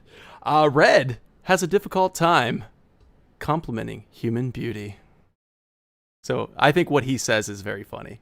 Because he goes, he says a lot of different lines. So I said that at the very top. I introduced you guys as, and by the way, that's a joke. I mean, honestly, though, it's going to go down on the list. That's my Warrior of Hype Get Hype moment. Because I really don't know what else is. No, double down. Double down. No, just remain confident, Dan. That is your hype moment. I mean, hey, yo, man, if that's your moment, man, that's your moment. You have it. I'm just like, I'm confident. Like, am I confident? It was great camera work. Confident. Great camera work. Yeah, I'm sure it was. I like that. I'm sure you really appreciated the camera. I really appreciated it, man. And then, like, when Tifa goes, "Is there a problem?"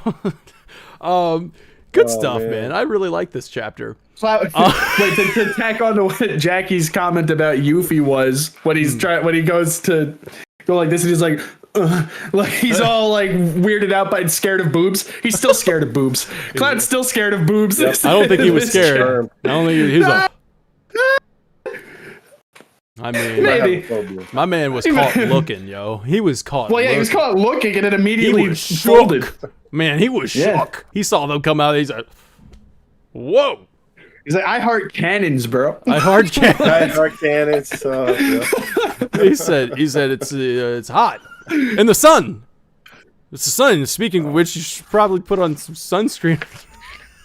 Right. Yeah, and then if he's shirtless, he's Mr. Pasty.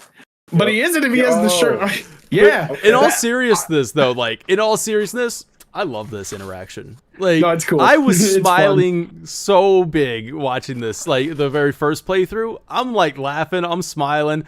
And I said this in my first review of this game, like my initial review. I was like, I don't think a game has made me like smile the entire time playing it. I don't think I ever like stopped smiling about this game until maybe a little later. But like but for like up to this point, I was smiling like crazy, man. Like, this game brought me so much joy. I mean, we had moments like this in this chapter 6. We had Red's trooper disguise in the previous chapter, the parade in chapter 4, the Turks in chapter 3, the open world in chapter 2 with the calm and everything, and is so good. We had the freaking Mako vacuums in chapter 1. Hell yeah, man.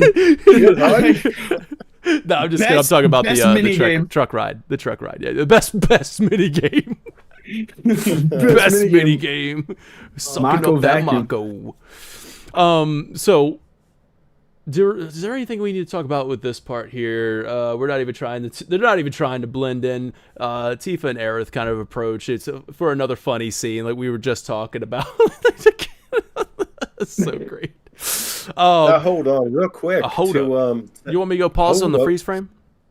So to add, when Yuffie sees the compliments that the Yeah. ladies get, Oh, like she yeah. runs off like all jealous, and so that's another reason that I was kind of thinking that she's still looking for that approval, right? Like she wants to be part of the group, and she's not, you know. So Nah, it's pretty. I think that kind of hurt her a little bit. That stung. Man, I think I just read chat, yo. Yeah, I've read chat too. Okay. Okay. I've read chat too. So that'll be on the side of the side over there. Oh, that's why Rude likes her. It's a double dose of everything he is, baby. God. There we go. Oh, there it God. is. So was there anything else we wanted to say? Because I'm about to talk about Hojo coming in here. Oh, let's talk about that. You guys want to do that? Let's dive in, because as soon as they get to the beach and they're ready to have fun, man, here comes the most despicable human being ever to kind of ruin that, right? So like Hojo being escorted by a shameful Johnny. He doesn't, you know, he's like, he feels a little bit ashamed of why he's even there. But this fun distraction has come to an end. Reality is here, and it's dressed up in a science coat, a white coat, on the beach, which I love it. I love it that they didn't change that from the original game. They kept it. He's here to sunbathe in his full lab coat. Love it. Yep. Yeah. So yeah. I mean, it's a special show is about to begin, presented by Hojo. Hojo can be heard trying to persuade the girls to join him in the lab. They could help give birth to the next hero. Okay, wait. So as screwed up as this is, my takeaway also is that this is like a weird nod to Sephiroth and how we know him, because he's looking for a female assistant. He's like, oh, I could use a female assistant, more or less, like as fucked up as it is, just to create a new hero from. And where do we know this happens? We know it's with, you know, as far as we know, his previous female assistant who he did this exact thing with was Lucrezia. And I remember hearing this, and the initial response is, wow, that's really screwed up. Like, just thing to say to a woman in general. Like, you just met these ladies. It's like, wow, you would make great breeders. Like, that's so screwed up, dude. Like, that is messed up. Yeah. Like, why would you say that, you freak? I mean, dude's a freak. But it's interesting because it's showing where his mind is. We know that Sephiroth is a fallen war hero, is like we know now. And it's weird that his mind is already like, okay, on to the next project. I want, like, you know, that one's gone. You've done time to make a new one. You did it once and it was perfect until it wasn't. But like, let's see, like every scientist, like, we got to do it again. Run it back. Yeah. Like every scientist wants to do that. Like, yeah, we had a failed project. It went a little bit bad, but man. Yeah, that's as screwed up as it is. My mind went to it, like, honestly, it's almost like he's thinking about Sephiroth right now. Yeah. And it's, you know, so that's what I was thinking of, because I was honestly really disgusted by what he said. So I had to sort of pivot it to something at least insightful. Yeah. I also want to point out, though, if you notice, when they're walking up and following Hojo as he's talking about all this, the gang doesn't all follow you. They all stop at different points along the track. And the two who are furthest away, the first is Red. He stays like practically back with the robes. Yeah. He's like next to then Aerith stops. And they're the two who are the most upset and disgusted by him being here. So it's cool to me that they're just, you know, and this also plays into what Red says later about how he, at the end of this chapter, the sunset talk, he says, man, I lose my composure around him. And so I think this is him acting on that. He's taking a conscious effort to put himself away from the situation. I mean, the moment he saw Hojo, everybody else is upset, but he takes on the defense stand. He's ready to attack him pretty much. But, you know, everybody else is just curious as to what he's saying. So, you know, right off the bat, Red's immediately traumatized by seeing Hojo, and it's, you know, so I wanted to point that out, that walking up, he's keeping his distance. So good details. Yeah, just a subtle detail, but kind of cool if you're paying attention to it. I love that because yep. And then you have this like heavy implications. So, you heeded the call too, did you? Is what Hojo says.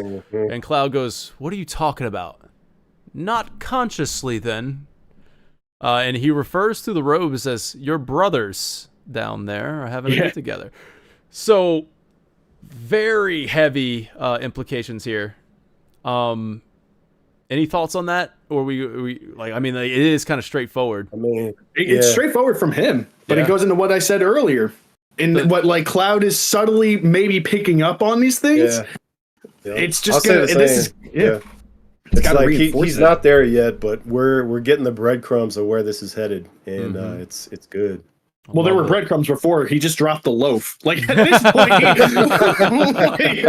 well, he's not picking them up and eating them yet. Cloud's maybe got if he doesn't have a slice in his hand at this point, like I don't know what else he needs to say. It's like, what more can you say? Oh yeah, that's literally going to be you. By the way, heads up. That's going to be That's almost you. Exactly. Them. That's you. Like that's what he needs at this point. Empty melodies from the survey. This is more of it's not a question, but more of kind of like an observation. And since they said they strongly believe Cloud's color scheme for his casual outfit is a reference to the classic Final Fantasy black mages, like Final Fantasy 1. So I kind of want to throw that there because it says strongly believe that. So I'm going to throw it out there. Main colors of it are blue and black. Oh, but it doesn't come with a yellow wizard hat?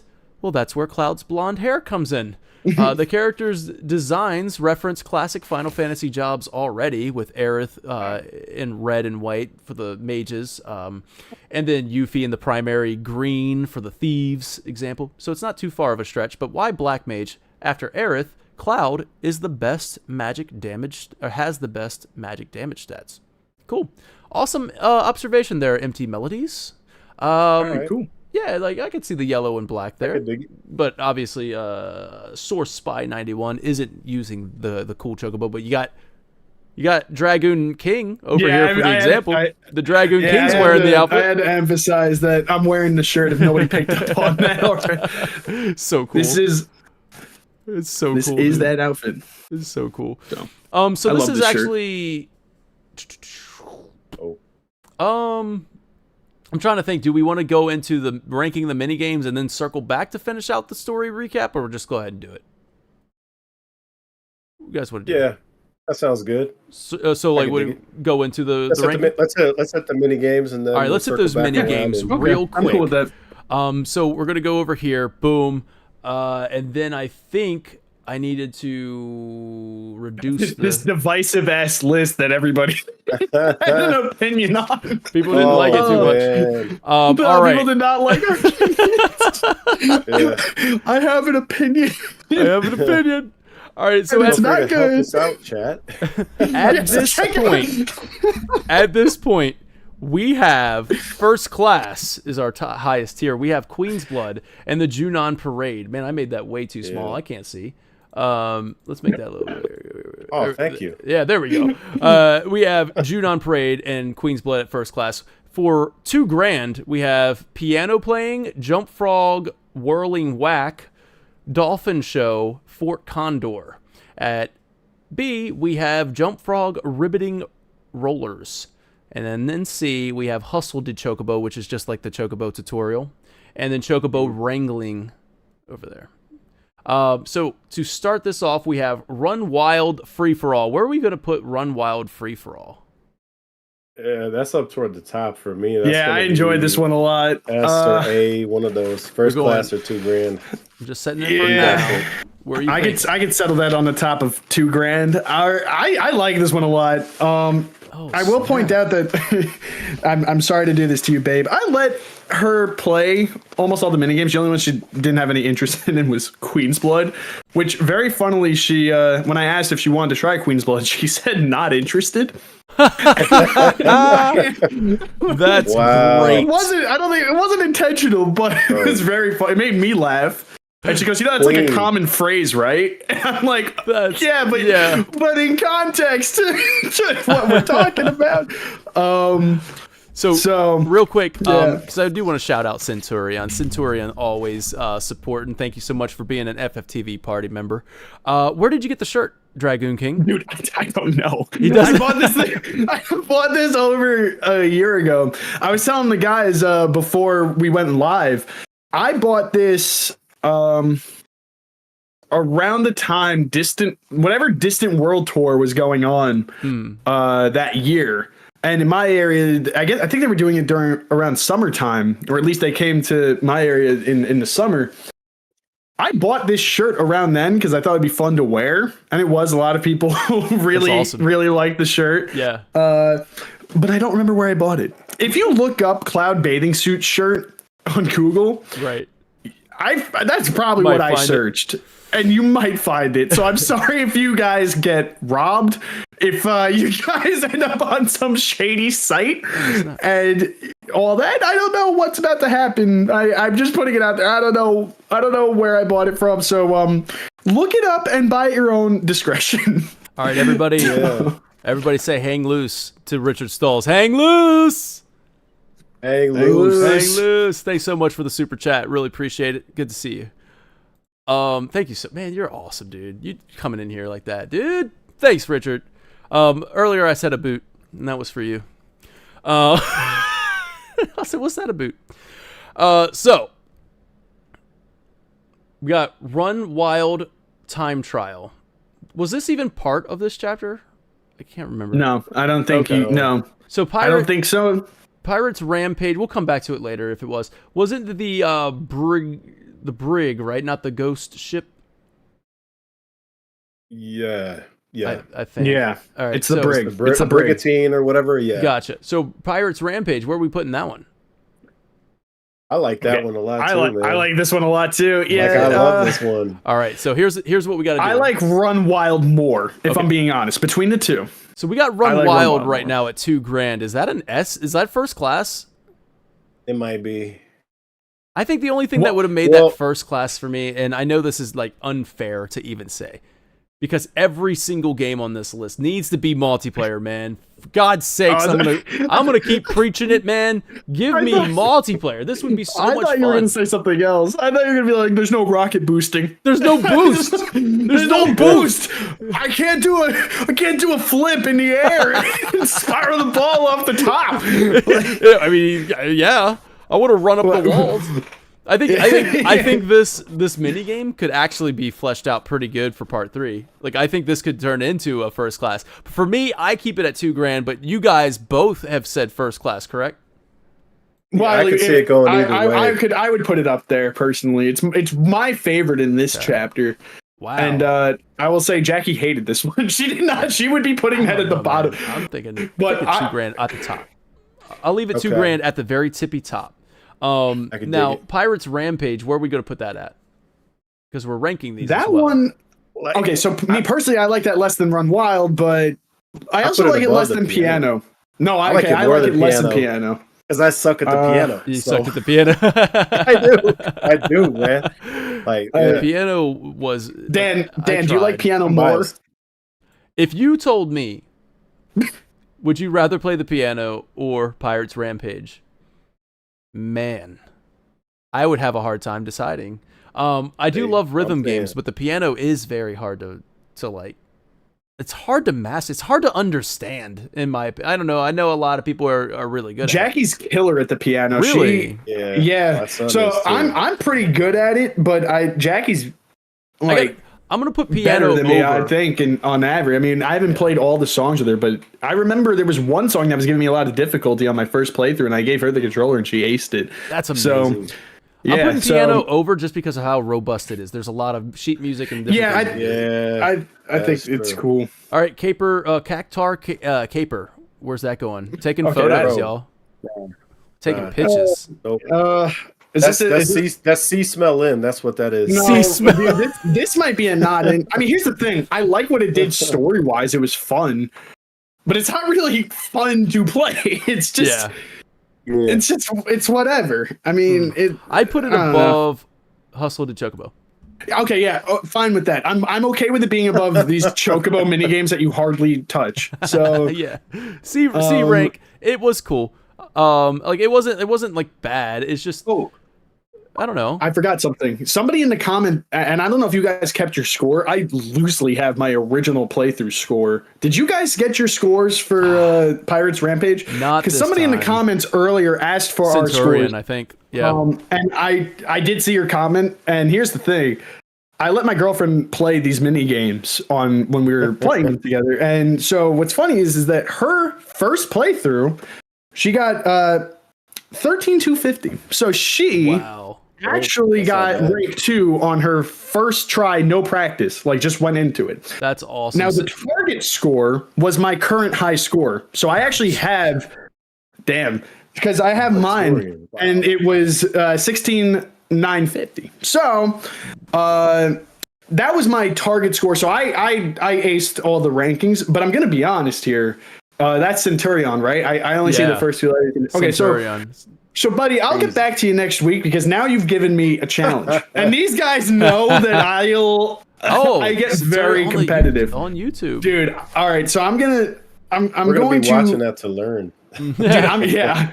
You might want to take it down for the next week because I'm about to try.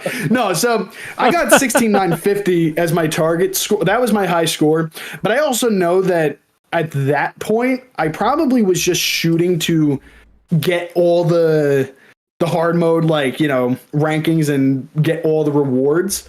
So I don't know. Like, I feel like that was just on my first attempt to get the highest score I could so I can ace all the rewards and stuff. Yeah, but now you've issued me a challenge. You may not know it, Centurion, but I'm coming to beat that score. So that's awesome. Here it is, 32K. Yeah, put that up. 32K. Let's take a look at it. We'll let it play while we talk a little bit. This is Centurion's gameplay. So if anybody's watching and finds it very impressive, go check out Centurion. Go show some love. Is this on PC or PlayStation? It was 1 year ago, so it's got to be. It's PlayStation. PlayStation, yeah. All right, so let's see. Where did we leave off? We left off on Hojo coming to the beach, and then him telling Cloud some crazy implications. Where am I at on my notes? Oh wait, did we get all the that was all the mini games, right? Yeah, that was all. Well, oh wait. Well, Queen's Blood, you had the Queen's Blood Carnival. Mode. So what we're gonna have to do is I'm gonna have to update this tier maker because I went to somebody else's tier maker and they don't have Wheelie. I don't think they have the Wheelies. And they don't have Queen's Blood Carnival. So what do you guys think of? Well, what did you think of the Wheelies? I mean, the Wheelie challenge. Wheelies be not interested? Is that our first not interested? Bro. Yeah, that's our first not interested. Yeah, I was awful, bro. Was anybody else just like pulling a wake of tables and chairs behind you? Yeah. I love smashing into everything. I like that they hit it. I mean, I don't think it needed to be a minigame. It didn't need to be a minigame. I can't say for sure. I just sent you something also. When I played, I was driving around with the Wheelie before I got to the next scene. Like after I got on the Wheelie, this is the start chapter, riding around, smashing shit, showing this off to Jackie. Like, oh yeah, this was really fun on my first playthrough, just destroy everything. Then I go to the Seaside Inn. Then I come back, and I can't tell if it was because of how much of the stuff I was destroying, but for the rest of my replay of when I was in preparation for this video, I had a floating chair in the sky of Costa del Sol, and I sent you a clip of it and a screenshot because this thing kept throwing me for a loop every time. It didn't go away for the entire chapter. It was a persisting thing, and now whenever I smash all the stuff with the Wheelies, I just think about me looking at the damn chair. I don't know what triggered this glitch, but it was there the entire playthrough, and it was really fun. That's great. What was the other thing? Centurion says they played they played Ghost Ship for 3 hours straight to get this. Damn. Yo, check out that footage right now, man. That's crazy work. Insane. All right, maybe I won't issue you a challenge. Yeah, it's Centurion. You're not invited to the minigame showdown. I will issue myself a challenge to come as close as possible. I mean, listen, if it's a challenge, I like challenges, but this is crazy. I love challenges. Yeah, this is wild. Really crazy. I feel like, dude, if this was on PC, if you have mouse clicking, that might be actually crazy. I didn't think about that. But the precision that you need for... I think on controller, this is more impressive. No, that's what I'm saying. With the mouse, that would be a lot of fun to click and, clicking these targets. But, like, the precision you got to have with the thumbstick right here. I will say, it took me a long time to wrap my head around it. I even wanted to go into the freaking PlayStation settings and change the thumbstick to right thumbstick, but I don't think you can do that. Hey, look, there's the video. Yeah. So I don't think you can actually do that. But I really wanted it on the right thumbstick because it feels natural to aim with the right thumbstick, and it was on the left, and it was throwing me off so bad. But dude, congratulations, Centurion. That is that's amazing. Indeed legendary, as Major Trenton says in chat. That is legendary. Crazy. And before we forget, Carnival, I think. Oh yeah. Carnival is like I don't know. What do you guys think? I feel like it's either low B or high C. It's not as good as regular Queen's Blood. No, here's why. Like, it's fun. Yeah. The puzzle's fun, but I feel like because there's a lack of variety in how you approach it, it's just you got to know the answer. So maybe C. I think it's a puzzle. B. I like puzzles. Right. Yeah, I like puzzles. I like puzzles, but I feel like maybe I'm egging myself on too much here. I feel like I solved it all pretty quick because I couldn't remember any of them. The first one I screwed up because I remember when I'm doing the replay. That is, I was like, oh, I don't. I'm like, wait, what did I just do wrong? Then I remembered what the hell was going on. And then the second time I did it, I was like, man, I blew through all these, and I didn't feel like it was personally too hard, so I didn't like it as much. But it's not bad. It's fun. I love the concept of this. It doesn't. I feel like I do remember these kind of the Carnival style getting more challenging. Does this return at the Gold Saucer? Or it gets a lot harder later. Yeah. Okay, cool. All right. So, but I love the idea of this, and like even the more challenging ones later on. But I don't think we're allowed to judge it on those. But for can this you do them now? And we can rearrange this list at any time. It's not locked in. Sure. It's not like our rankings. Yeah, our rankings are locked in for whether we like it or not. We've liking it so far. Whether you put Chapter 5 at number 1 or not, it's gonna be. It's gonna be there. No, I really like the Carnival because I like puzzles, so I put it in the either $2,000 or the, I don't know, maybe up here by Fort Condor. I liked it. All right, I would say high B personally, but if you got Queen's Blood, I enjoyed I would settle on low $2,000. I could go there is what my point is getting at with the more challenge, but I don't think it's higher than anything else here personally. So. Okay. Yeah, like at Costa del Sol, I think it was a great introductory, like, hey, that Queen's Blood game that you've been enjoying? We got a spin on that makes it more of a puzzle game. And I'm like, this is a cool idea. This is cool. Yeah. So I feel like I just play it. I play it and then I'm like, man, I'd just rather be playing Queen's Blood. Yeah. It was fun to make a puzzle for me, but I get that. I totally get that. For me, it was like an exercise in different ways to use cards. I mean, a lot of the stuff that they give you, you're never going to get this scenario, but it definitely gets you to think like, oh, you could do some crazy stuff. Yeah, so I did a couple card swaps in some of my decks after some of these like late game ones. So shout out to Sephiroth's game, because like I said at the top of this, Sephiroth's game did send a bunch of like, hey, you may have missed this type thing, and I like to rattle one or two off right now, because I feel like we did talk about a lot of this stuff. There's a mysterious building near the entrance to Johnny's where a man in a suit protects the door, saying it's a duel club.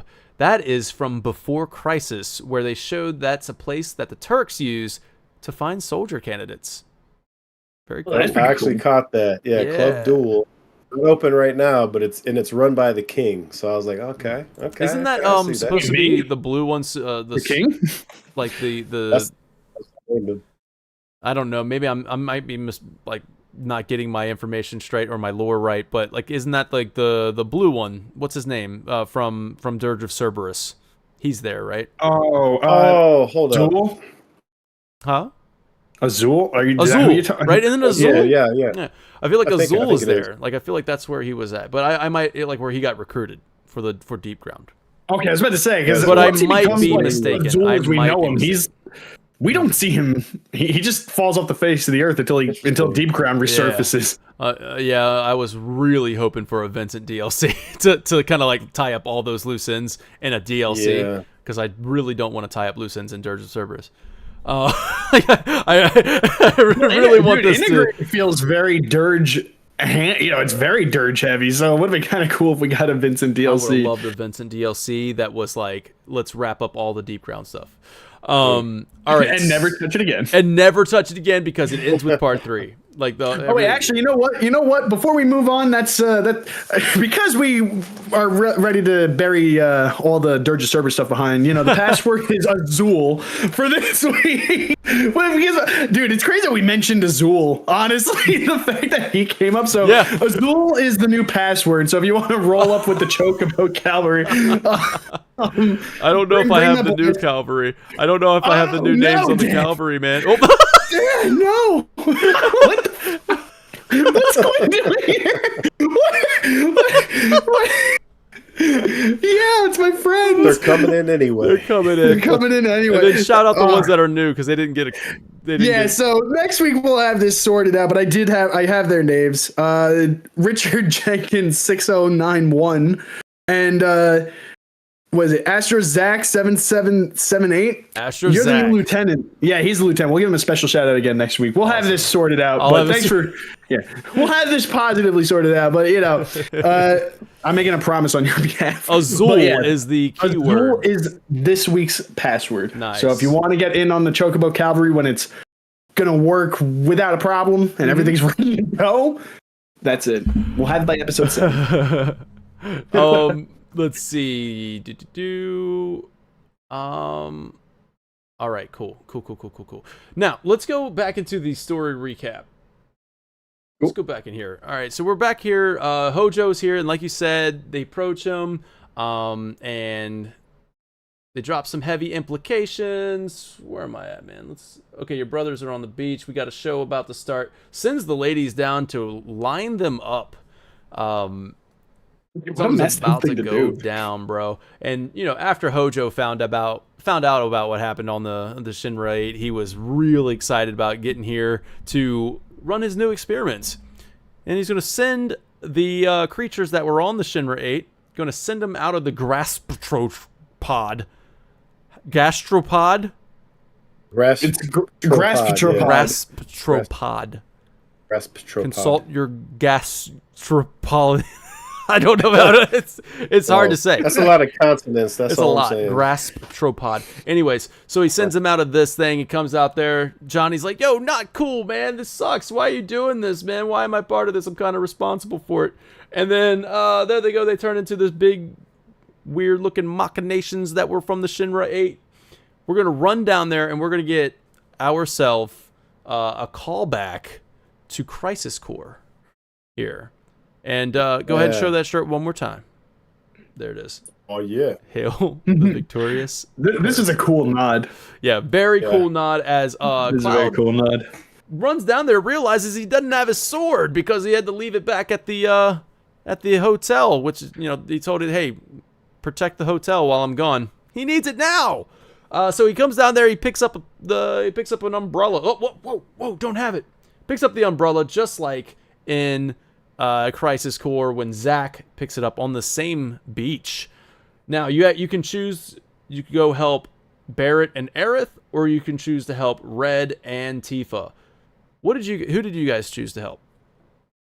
First playthrough, it was Tifa and Red. Okay. Same. What about second playthrough? Yeah. Did you choose? I did. Good. I did Aerith and Barret this time. Good. Okay, cool. So you'll have a little bit of insight there because there's a little bit of a dialogue that could change. So as this is happening, you're beating them down with the parasol. Now, where is that question? This is coming from. Where is it at? Oh gosh, where's it at? It was about like how much is too much. I will quote you when I find it, but the question was, at what point is all the goofiness too much goofiness? That was a question from somebody who wrote in, and gosh, I wish I could find it so I can give credit where credit is due. Anyways, so what do you guys think about that? Like, do you guys think that this is too goofy? Or do you think it fits in okay? I didn't think that this was too goofy. I could see why maybe you would, but at the same time, I feel like this chapter doesn't, at least at this point of the, because we get a very serious moment at the end that goes to some dark places. I don't feel like this boss fight necessarily called for seriousness to begin with. It's kind of a goofy chapter to begin with in a lot of ways. Although what Hojo's saying in the background during this fight is not goofy at all. In fact, it's really screwed up. Like most of what he's saying about everybody as he's capturing them is pretty screwed up. But I don't know. I didn't personally think that this veered too into goofy. But what about you, Wheelie? I mean, my first question would be, so what are we considering goofy? Is it like the Shadow Clone Moogle stuff, the Johnny stuff? Like, yeah, I think we're talking about like I think you know, like, yeah, I think all of the above, because it does get a little goofy here where we're fighting them with the parasol. Where we got the Johnny clones going on. So did you feel like this was too much? I'm getting kind of the consensus here that it wasn't. So for me, this whole chapter, right, was about taking a break, having a vacation, having some fun. And I felt like this was basically putting a cap on that. So I liked everything we did. I felt like it was an exploration of different things. It's setting up some stuff with Yuffie. Obviously, the new thing that she's going to get in this game, new ability, is that doppelganger ability. And that's setting that up. It also sets up a great quest line for Johnny and the clones. But I don't know, like tonally, I think everything really well fit the tone that was already there. It's sort of like it just took it up a notch, you know, amped it up a level. Like, I don't have any issue at all. Yeah, so the exact question, thank you, Matt, for writing into the survey. Matt says, do you feel there's a point where the goofiness goes too far? When you face the Gastropod, Cloud and the others do not have their weapon, and Cloud ends up using the parasol. To me, this is inconsistent with the world and breaks the immersion. The goofiness in Rebirth is mostly okay, but it is consistent, but this may be a step too far. So I get that you're whacking at this freaking metal like robot with a freaking parasol. Well, it's Shinra made parasol, bro. Oh, you yeah, know that it's good quality parasol. Like this is the, you know. I agree with the guys here. I really don't think, and I'll be the first to tell you, when I think Rebirth has a problem with letting serious moments breathe. They don't do that. They always follow it up with something goofy to make you laugh, or follow it up with some action to take your mind away from the serious moments. And I will say that Rebirth has an issue with that. And I agree with you. Yeah, in this moment, I think it's fine. That's common. Yeah, we've already had like Excalibur said. I mean, this was like, this whole chapter was goofy. This whole chapter was just having fun, and yeah, the stakes get kind of serious when, oh man, the party is being taken again. That's kind of crazy. But yeah, I mean, like, I think this whole like boss fight, Hojo on the beach with the three ladies, somehow that he managed to have like putting lotion on this dude, like this is crazy. It's already goofy. We got Johnny out here, he's being goofy. This moment was a little wild. What was he gonna do? Dude, that's what I wondered. Like, you're at least 3 feet high. Like, you're at least 3. There's nothing going to happen. You might twist an ankle on the way down. Like, that'd be really funny if he was just like, "I'm gonna save you," and he just jumps. But maybe that would have been too goofy. Wait, you think he was trying to save? I think he was going to try and help. I personally think he was going to try and help. I don't know if you guys got that impression. Bro, I got the wrong impression here, and it was a little. Mine was really dark. Then Jackie said the same thing. I'm like, bro, I went to a dark spot with this one. I'm like, Because he's like, oh, this is all my fault, and he was really down in the dumps, and then like he's looking at the ledge like he's about to jump. I'm like, no. Tifa's out there. Tifa is out there. Okay, that's all right. it is. Listen, so Jackie's journal will agree.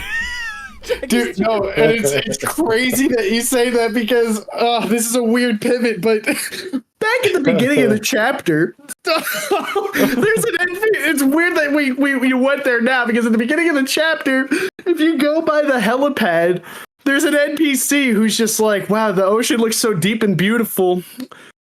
Why did she break up with me? And then if you go there later, he's gone. And I don't want to go there, but I'm like, man, this chapter wasn't afraid to go dark. So you just said I feel like that. Yeah, I was like, whoa. But like, hey, look, he's at least 3 feet up, so it's not nothing's gonna happen to him. I was just kind of curious of like why he was thinking about jumping over this railing when there's. I mean, come on. What's happening? Dude, I have no idea. It was a little weird, but I like the idea that maybe he was about to go down there. Tifa's out there, so he's gonna go save her. But instead of, I mean, I don't know. Yuffie, what does Yuffie say after that? Like, I don't know. All right, because like he's about to go jump over this fence, and Yuffie's like, hey, do you want to like actually make a difference? And then so she's going to help him. And they're going to go up there. She's going to do some ninjutsu. Oh, I skipped right all over it. All right, that's the end. And that's the end. She's going to do some ninjutsu. She's going to clone a bunch of Johnnies. And a stampede of Johnnies is going to run towards this grass trod. And then there's Yuffie doing some celebration up there, right? She did it. She saved everybody. I love this actually scene here. I think this is a great scene of like just kind of setting the Moogles up there. She's doing her Why doesn't she have that really cool Moogle bomb ability? Why does she have what, the Moogle bomb ability? Yeah, why don't we see her use that in combat? Yo, shout out to Yuffie in that scene though. That was awesome. No, that's awesome. I remember. Yeah, but why not use that in the? Yeah, why not use the Moogle? Like, why does she only have this brilliant idea once? Yeah, well, isn't there like a synergy? Doesn't she have a synergy move with Cloud where she's dropping bombs or something like that? Oh, maybe they're Moogle bombs. I don't know. I need to see it again. I don't remember. Yeah, I need to see that. We'll find out next week. Yeah, we'll find out next week.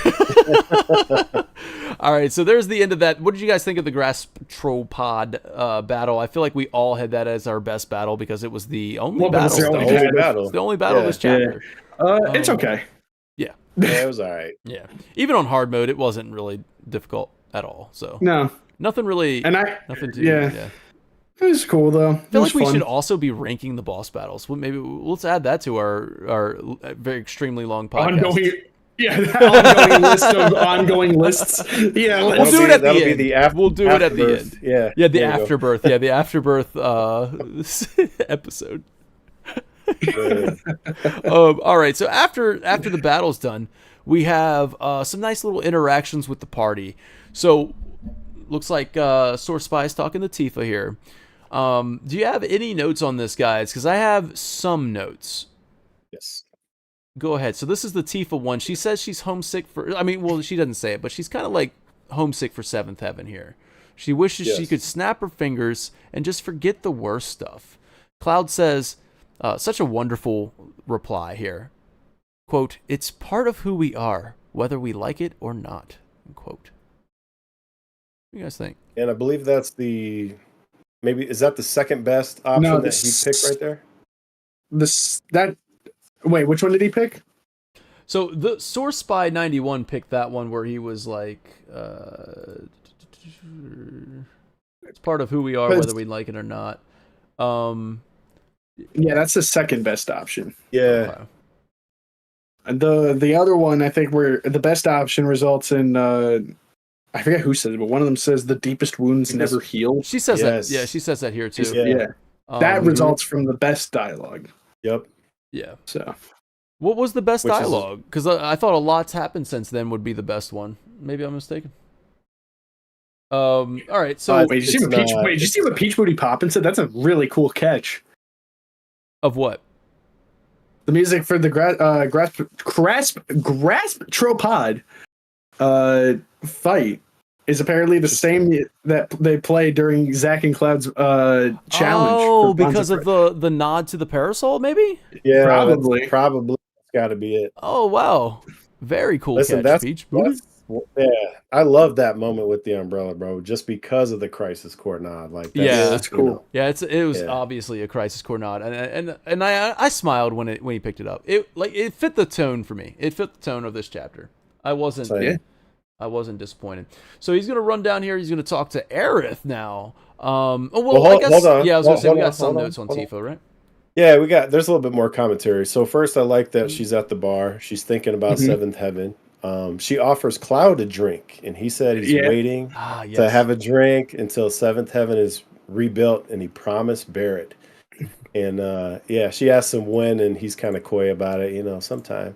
And I think maybe that dialogue is just there in case you missed the dialogue with Barret before, so that it's like squeezed in there no matter what. It's a good way of not making it mandatory to get the other right. Like you could imply it if you missed it, but if you witnessed it firsthand and you're like, oh, I know when it was chapter. You don't have to talk to Tifa here though. You could still miss it, but I know. Yeah, that's the crazy part. It's like you could just miss it altogether. Yeah, that promise doesn't exist. Do you guys feel like there's going to be a payoff for this? Like, I don't know what. I mean, obviously, not everything has to have a payoff, but like, maybe there would be a payoff. Where's it going to end? In part Are we going to get yeah, because I mean, like, I'm thinking. I mean, obviously, if we're going to end it with like some sort of epilogue where they're all chilling around the new Seventh Heaven and having a drink, and they finally get to have that drink, I think that is a satisfying payoff for something that was set up in Rebirth. Yeah, because we want that to happen. We want it to happen now that it's being said. Like, now that you've brought it to our attention, and now we want it to happen. So there could be an epilogue of sorts, which would be a complete like departure from the original that wasn't a thing, and we can see them sitting around Seventh Heaven and having a drink and happy. Or do you think maybe on the Highwind there's a mobile Seventh Heaven, a new Seventh Heaven set up on the Highwind? Like, like we can do something with that. We can have like Tifa start the Seventh Heaven again, like, even though it's like, hey, it's the end of times, we might as well do it. And they have a drink before the end of the world. I mean, that'd be dope. Yeah, like have a drink before the meteor hits us. So it could happen. I would like to see a payoff for a lot of these things that they're kind of setting up in Rebirth. It feels like there should be some payoffs for just some of them. Like Andrea Rodea, he didn't have to say maybe the next time we see each other we'll be at the Honeybee Inn. Right. Like, it just seems like there should be something there. Need it now. Yep. Wait until they put. They're gonna have the Honeybee Inn on the Highwind. I feel like everything needs to go to the Highwind. No, we're filling my holy materia right now. I like this, man. Just everything's on the high. It's like, hey, everything you love is now on the Highwind. They're trying to figure out what they need to do with the Highwind. There you go. Let's just make it a hub. The Highwind is huge, man. It has that big deck energy for real. Oh, it does, dude. Big old flying deck. So we have we talk to Aerith, and Aerith talks about being a prisoner to Hojo. And she hates him. She uses a strong word. She says, "I hate him." That's kind of crazy coming from Aerith. And then she says she thinks dark and ugly thoughts. Whoa, what happened? What happened? We good? Dude, are we good? We good? Can you hear me? I think we were like frozen for a second, but yes, I can hear you. Okay, cool. All right, so there's like a bit of a delay, but I think we can work with it. All right, Dan, that's enough of that. All right, that's enough of that. I'm gonna call it right there. Is there still a delay? I don't think so. I think it might be visual, but otherwise, yeah. I think I'm okay. Like, I'm able to talk to you guys right now, but like I'm lifting my hands up and it feels like it's like a second or two behind. So. I think I'm good. Chat, let me know if there's a delay. Are you delayed, Wheelie? Yeah, by like a second. Yeah. Yeah, it's but if we can all talk to each other at the same time, that's you guys want to try important. leaving and coming back in? Unless if chat says it's okay. I don't know. If chat says it's cool, I don't know.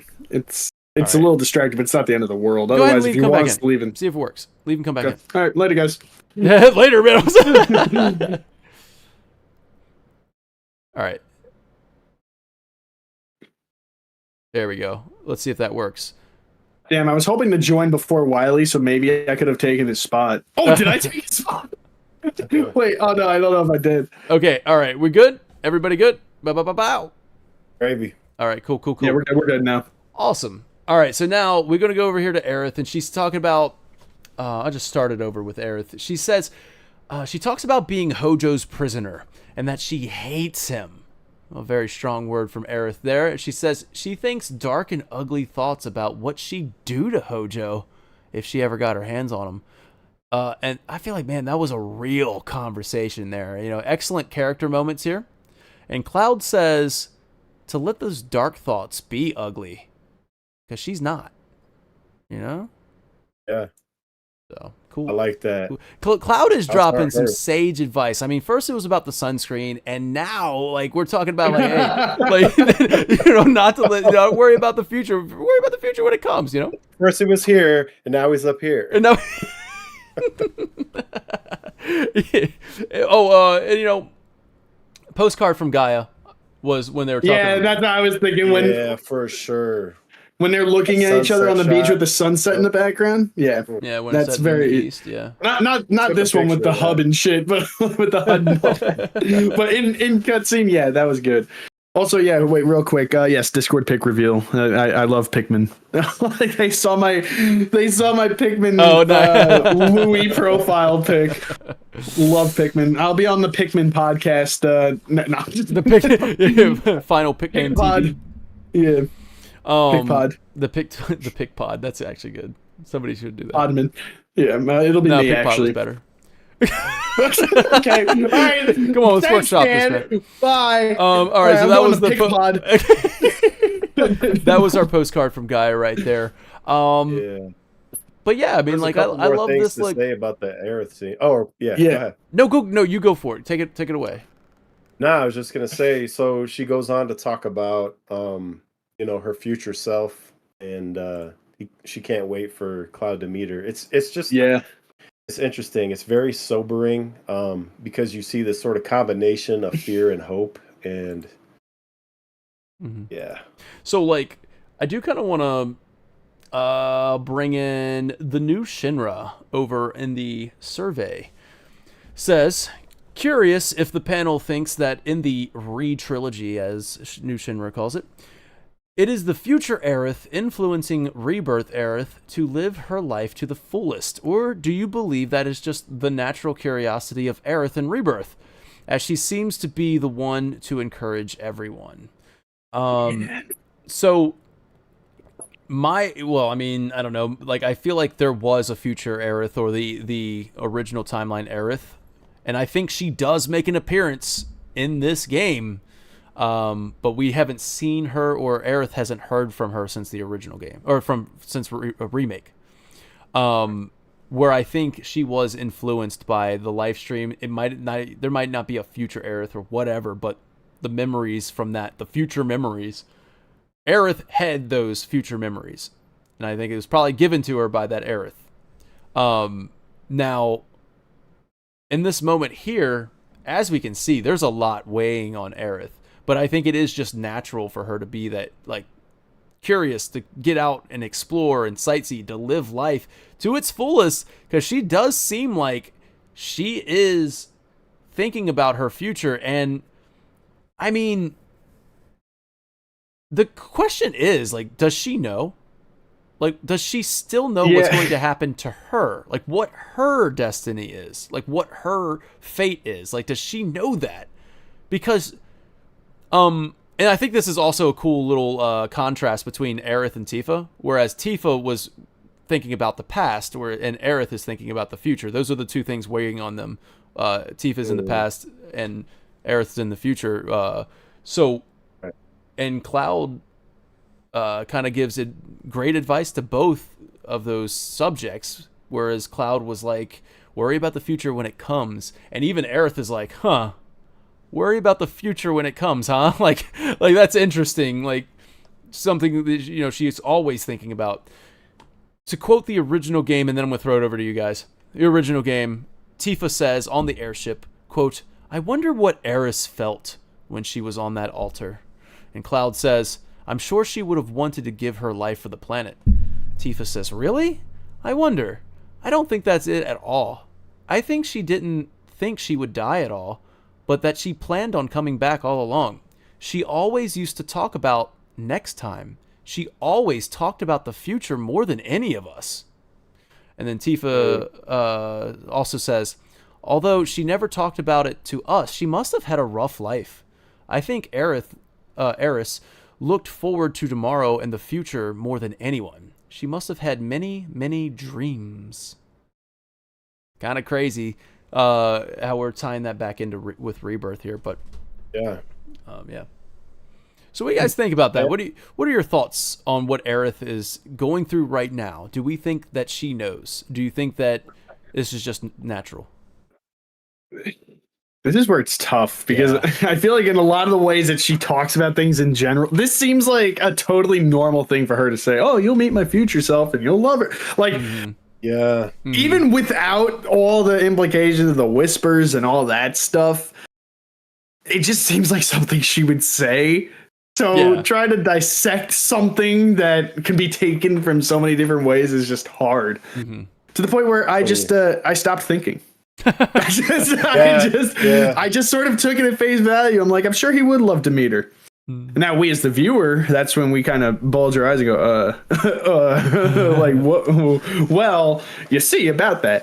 But, see, I don't know. So yeah, I mean, I get where you're coming from with that, because my main note for this is a question. So when Aerith refers to her future self, she referring to post-death life stream Aerith, right?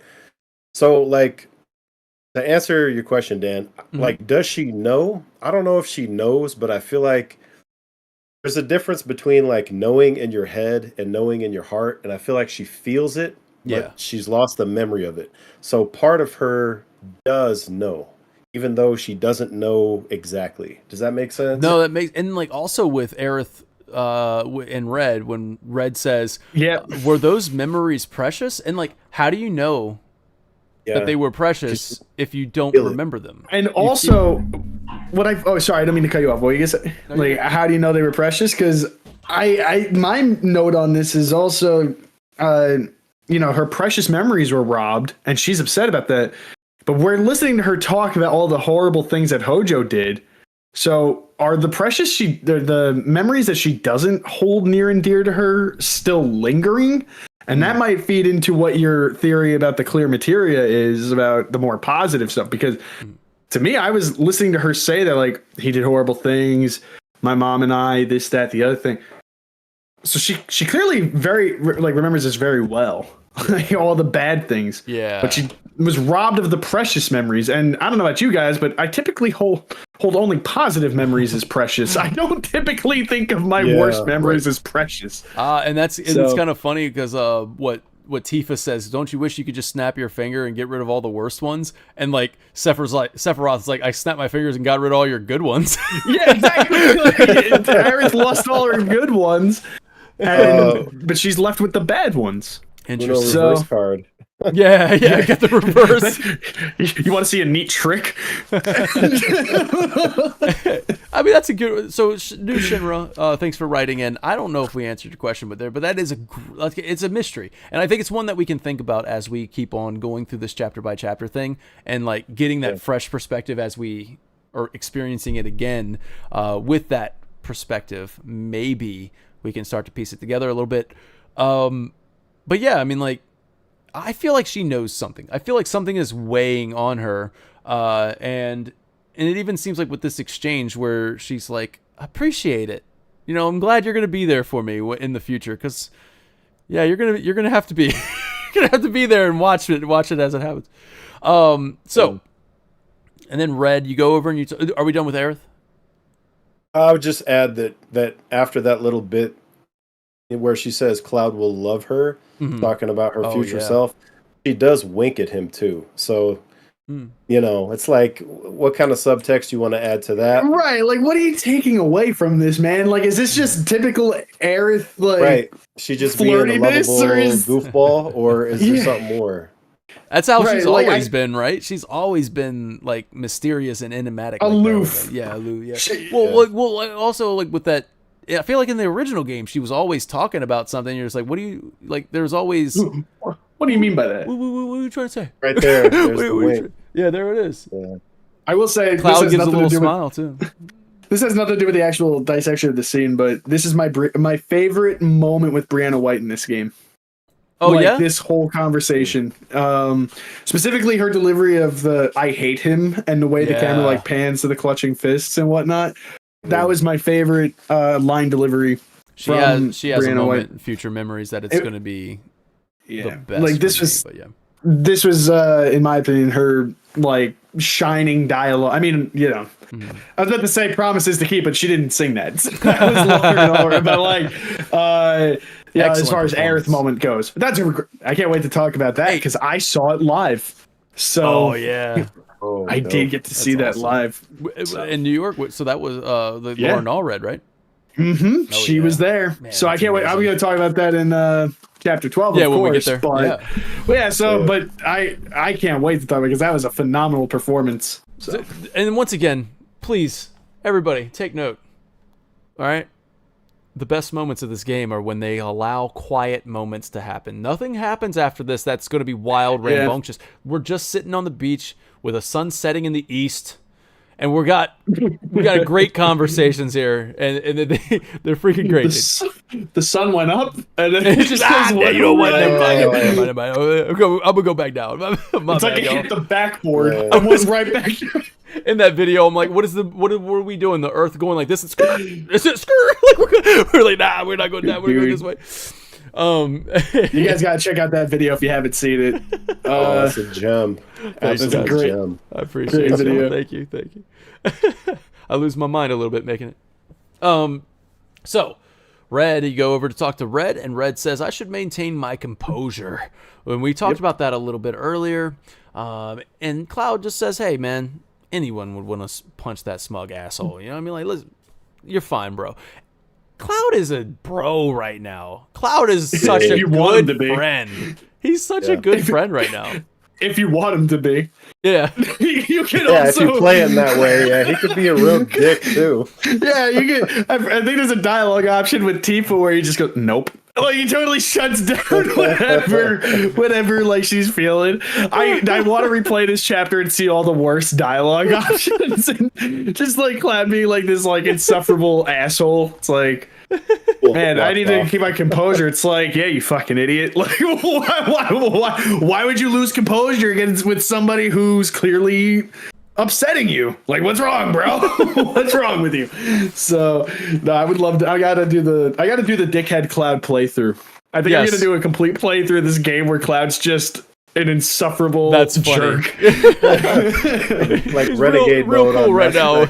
Real cool when you choose the right responses. 1-star response is Cloud is canon.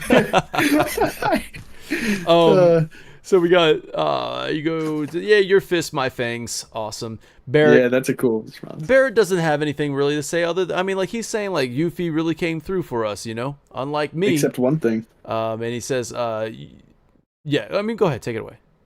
No, I mean, funny enough, it doesn't have much to do with that dialogue. It's right after what he says, and ties into what we said about him in chapter 5. Okay, he's always got Marlene on his mind. Thinking about Marlene. Yep. Okay, so let me get to that part because he says you tried, and that's all that matters. That's what Cloud says, and he goes, "You trying to cheer me up? Now I've seen everything." So what does he say about Marlene? It's right after he, if you optionally talk to him after your conversation, he will say, "I can't wait to bring Marlene here someday." Or man, something like that. Or it's either that or I would love to bring Marlene here someday. So it's just one of those things where, and with chapter 5, it was also an optional dialogue where when you're on the Shinra 8 and he's standing on the deck looking over the side of the boat at the sun rising and setting in the east, of course, he says, he says to Claudia, he's like, man, I would love to take Marlene here. Like, he's just always thinking about Marlene. And it's cool because he's traveling the world, and I think that in a lot of ways is exciting for him, but it's also making him sad because I think he'd be really wanting to do it with his daughter. So that's awesome. It's just always good catch there. Like sweet. I'm talking, always thinking about Marlene. And if you talk to Tifa afterwards, she says, "I hope I can come back here someday. Stare at the ocean, listen to the waves." And I don't know if we should read into that or not, but she's not even allowing herself to do that right now. She's looking away from all that. Yeah, that is interesting that you point that out. She's looking away. Yeah. And did this guy talk to Shinra middle manager? Yeah. That's what I need to know. The most important dialogue in this scene. Yeah, let me get a sunset conversation with him.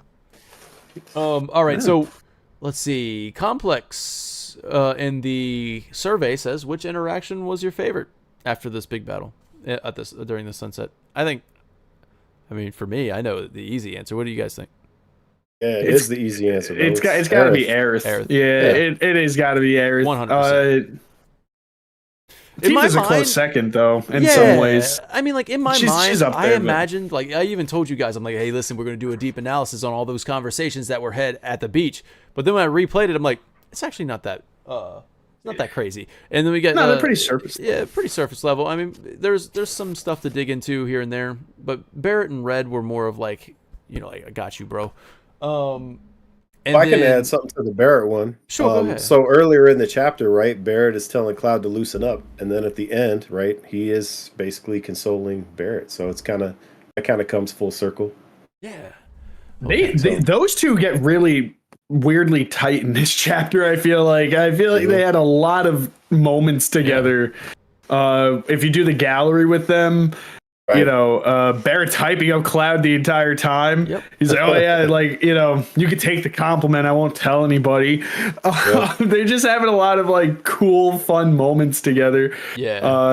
And then Barret cheering them up or Cloud cheering them up at the end. That was cool, man. Yep.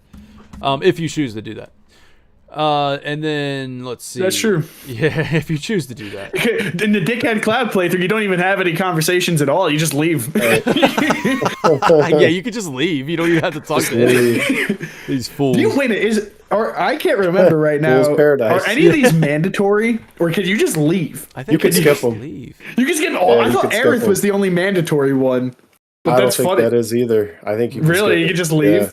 That's so funny. I'm gonna do that next time. This is a short chapter. Then if you don't, it is. Especially in hard mode where you can go straight to changing. This is definitely a short chapter. Dude, if I'm ever doing a speed run on New Game Plus, you got to do the Dickhead route. You just leave. Oh, yeah. You just don't Lughead Cloud playthrough. Just leave. You just don't talk to anybody. So see smell in. That was great. Yeah. So I got a sensible chuckle from me. I breathed out of my nose heavily. Yeah, I was like, a sensible chuckle. A sensible chuckle. I want to. Yeah. Yes. I was like, No, this was actually pretty good. So we got Johnny. We're back here. We reunite with Johnny. He's like listening. A couple of the ladies on the beach told Capono, Al Capono, that that hey, you know what? I'll smear your name all over the place. Blah blah blah, and then that apparently worked, and he's now footloose and debt free.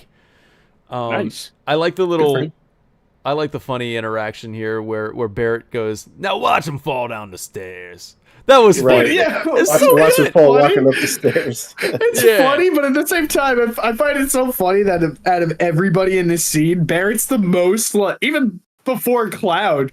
Cloud actually hyped him up. He goes, "You're the man of the hour," and it didn't even to me come off sarcastic. I feel like you could read it as that, but honestly, it just seemed like a kind of cool moment from Cloud where he's like, "You're the man of the hour." Yeah, like you stole the show. I mean, in a way, he kind of is because. With him and Yuffie's intervention. Yeah. But hey, they did it together and everybody's here now. And both got kudos because Barret said Yuffie really came through for us, and then Cloud says you're the man of the hour. So they giving props where props are due, Right. But Barret won't give Johnny his props. He says, no, watch his dope fall down the stairs. Watch him fall walking up the stairs. And then when you wake up in the morning, Johnny says, The robes were shuffling towards Mount Corel. Here And what we does Barret go, say? bro? Barret goes, he just goes, Mount Corel, huh? Yep. Yeah. And that ties into what I said earlier in the chapter. I think he was agitated upon getting here because it's just another getting real reminder close. of being close. Yeah. You can see those He's mountains getting in the more back. agitated the closer they get, it seems. Yes, agreed. But he put on a sailor suit and had some fun with his buddy. So he was dropped dropping some great jokes, man. All throughout this chapter. But now it's back to the mission, and yeah, he's not. I don't think he's happy about where they're going. Yeah, so it's about to get. Yeah, Corel it is. So yeah, and like this is about to get this podcast series is about to blow up, y'all. Like I didn't even, like we're about to get into some crazy stuff. But this chapter is going to come to a conclusion here when Yuffie, and you can actually see her standing on top of the mountains over there before you like from the end you can see her. She's waiting. That's funny. I didn't look. Yeah, she's just waiting up there. She does her intro from intermission, and let me tell you, for man, like the fourth time. she does this intro, and one of my favorite things right now that Cloud does is just respond with saying "cool" and walk away. He did that to Chadley in remake when Chadley expresses of like how Cloud has freed him from the shackles of Hojo's, like going through this whole thing, and then he just goes, "Cool." That's so great, dude. It's so great. Dude. And he just walks away. So now, yeah, Yuffie joins the party, and she takes her place, like just stands back there and like takes her place behind Cloud. Cool. That's the end of chapter 6. And what we're gonna do is kind of go through our awards now to give out during this chapter. Whoa. I just wanted to ask you guys. As far as this whole dialogue like thing with Yuffie, you think this is very clearly a nod to the original, right? Yeah, like how you just I wanted to throw that out there because I was having fun trying to be as dismissive as possible, which I think I did in my first playthrough as well, if I'm being honest. Because I'm like, okay, I know I have to have her. So what if I just did everything in my power to say no?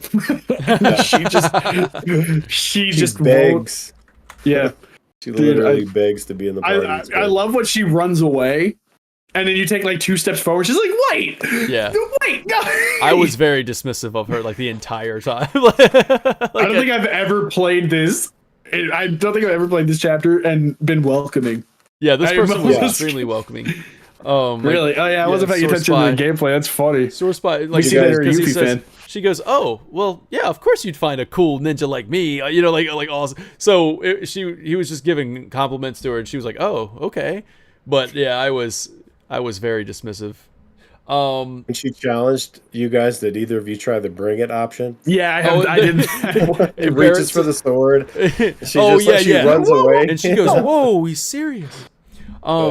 Barret says, "I'll shove you into the sister ray," and pointed at Wutai and blast you back home. That was great. That's future memory. That's technically the start of chapter 7. Dan. No, it's not. This is still chapter 6. No, that's the start of chapter 7. Yep. You see the banner go up for chapter 7 right after you recruit her. Is it? I played the ending a few times, so yeah, he's 100% right. Yep. Really? So if you go to chapter select, Dan. If you Dan, if you go to chapter select and select chapter 7, it picks up right here. Yes. Yeah, it should. And it's kind of funny.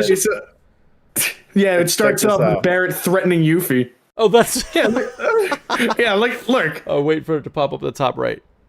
Oh, the top left. There it is. Chapter 7. Oh, Dan. What are you Well, maybe that's why it wasn't in my notes. I wasn't in my notes. I was just like, oh, that's funny. Dan, just turn the page. Just turn the page. It's the start of chapter 7. And now, welcome to the podcast where we talk about chapter 7. We're doing a twofer, baby. Back to back. Oh, God. Hang loose, because it's a long one. Marathon. Marathon. All right, actually the rest of the series. We're bringing it on over to our awards, and I haven't finished filling out. But best music, I had Costa del Sol. I like the rebirth of Costa del Sol. The music there was great. Excalibur and Dragoon King has With Heavy Heart, A Sea Breeze Stroll. That was their pick. For best battle, of course, there was only one battle, so it's got to be the Grasp Pod. And then best side quest, I chose the Shinra Middle Manager. Popped off for the Shinra Middle Manager, y'all. And then we have Pirates Rampage with Barret for Excalibur and Dragoon King. These are we chose these as side quests because they were optional content. Like you don't have to do these things, right? Like is the Pirates Rampage, is that optional? So it's optional. It's mandatorily optional. Mandatorily optional because for this section you need to be able to acquire beach attire. Yeah. You don't need to acquire all the beach attire. Mm-hmm. So this is where it gets weird because none of these are side quests, but none of these are mandatory. Only one is mandatory. So you could do Pirates Rampage or the card game. You don't need to do both, you know? Like you could go see in hard mode, they're all side quests, bro. Yeah, I guess that's true. There you go. But that's what I mean. Like it's mandatorily optional. It's just mandatory to do one. I'll allow it. We'll allow it. Yeah, we'll call it a side quest. Yeah, best rebirth. I've been stuck on this. I don't really know. I mean, I was gonna say Costa del Sol, like just in general. We did that with Calm and Junon, I think. Exactly. So. Well, I did it with Calm for sure. So I went with Hojo on the beach because I was looking forward to seeing Hojo on the beach. I think they did it like in a way that was. I like it was funny. Like they kept the humor. They kept the ladies, which I thought was hilarious. Like Andy kept the lab coat on. I wasn't even expecting to see him in a weird way. Or like I was, but I wasn't. I didn't think that it was going to lead to a freaking boss fight. I was wondering. Yeah, because like that was just bizarre. Oh, there it is. Wow, this is Sunset Combos. Sunset Codvod. Did I not spell it right? Yeah, Convod. No. You did before. You fixed it. Look, this one's Cobos. Listen, I was in a rush. Trying to pronounce gastropod. I was in a rush. Wiley sent this right before we went live. Like combos. And then you had so best rebirth, Hojo on the beach. Best birth, we got Sunset Convos for me and Dragoon King, and then Excalibur has All Hail the Victorious Parasol. I came right off the heels of playing Crisis Core. Yeah. And so, because like Crisis Core Reunion, so when I got to that scene, I was like, yo, this worked for you. All right. Yeah, I was ready. My get hype moment was the ladies arriving at the beach. All right. Yeah, I don't have the glasses on, so it doesn't work anymore. Bro was extremely hyped. Can't do that character anymore. I don't have the glasses on, and now it's just creepy. Oh, yeah. Do I still have my? I think I still have my rude glasses in here. Here. Yeah, Ladies at the beach. Yeah, man. Hang loose, if you know what I'm saying. Oh, wait, hang loose, ladies at the beach. Yeah, man.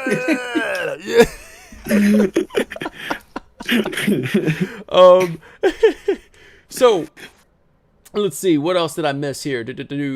Noisy. I'm gonna give a shout out to Noisy because Noisy watches every week, and shout out to Noisy.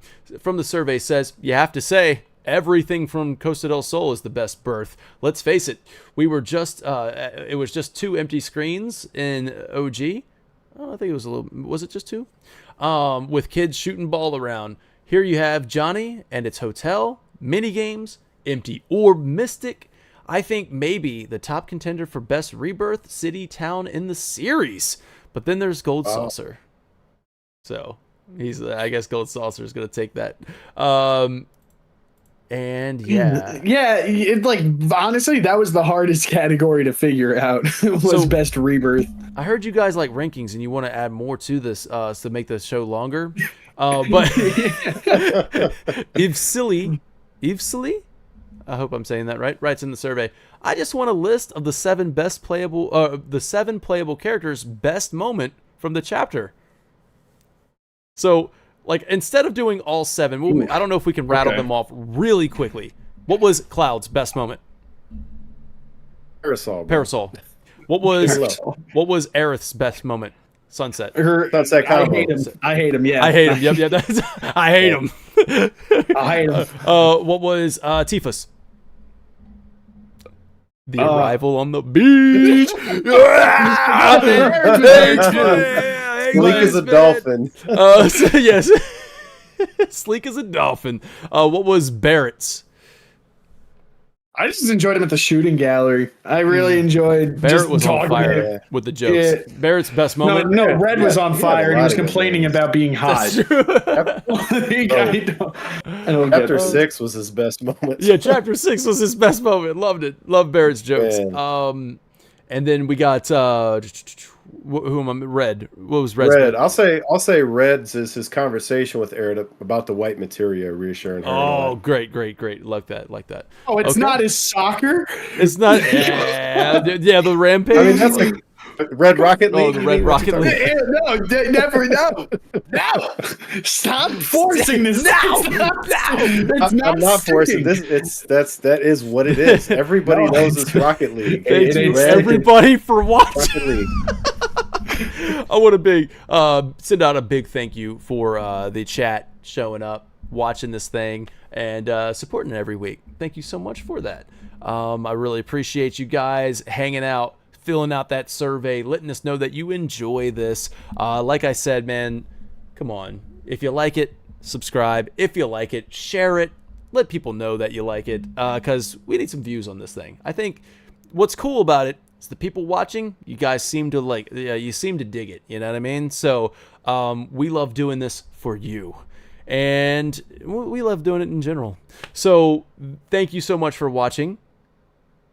And then I go over, before I say take care now, I want to go down over to the Dragoon King. Thank you so much for being a part of the show, man. Of course. Oh, God. Every time I do this, I'm like afraid I'm going to puncture a hole in the wall. Yeah, it was going to get impaled. Jackie walks in. No. I promise not to do that to you, babe. But yeah, thanks for having me. Remember to comment that passcode so you can be in the Chocobo Cavalry when it shows up. So yeah, thanks for having me, Dan. As always, it's a pleasure. It's always great to have you on the show, man. It's great. This has been a fun series. Excalibur, thanks for being here, man. Yes, sir. I feel like somebody's going to write in that you didn't do enough dad jokes today, man. Oh, hey, I'll make some for next time. Okay. I'll see you next week when we talk about Corel and those left behind. It's going to be fun. Thanks so much for watching. Thanks, panelists. Take care now. Bye-bye then. Hang loose, man! Tifa slow motion, yeah! Hang loose!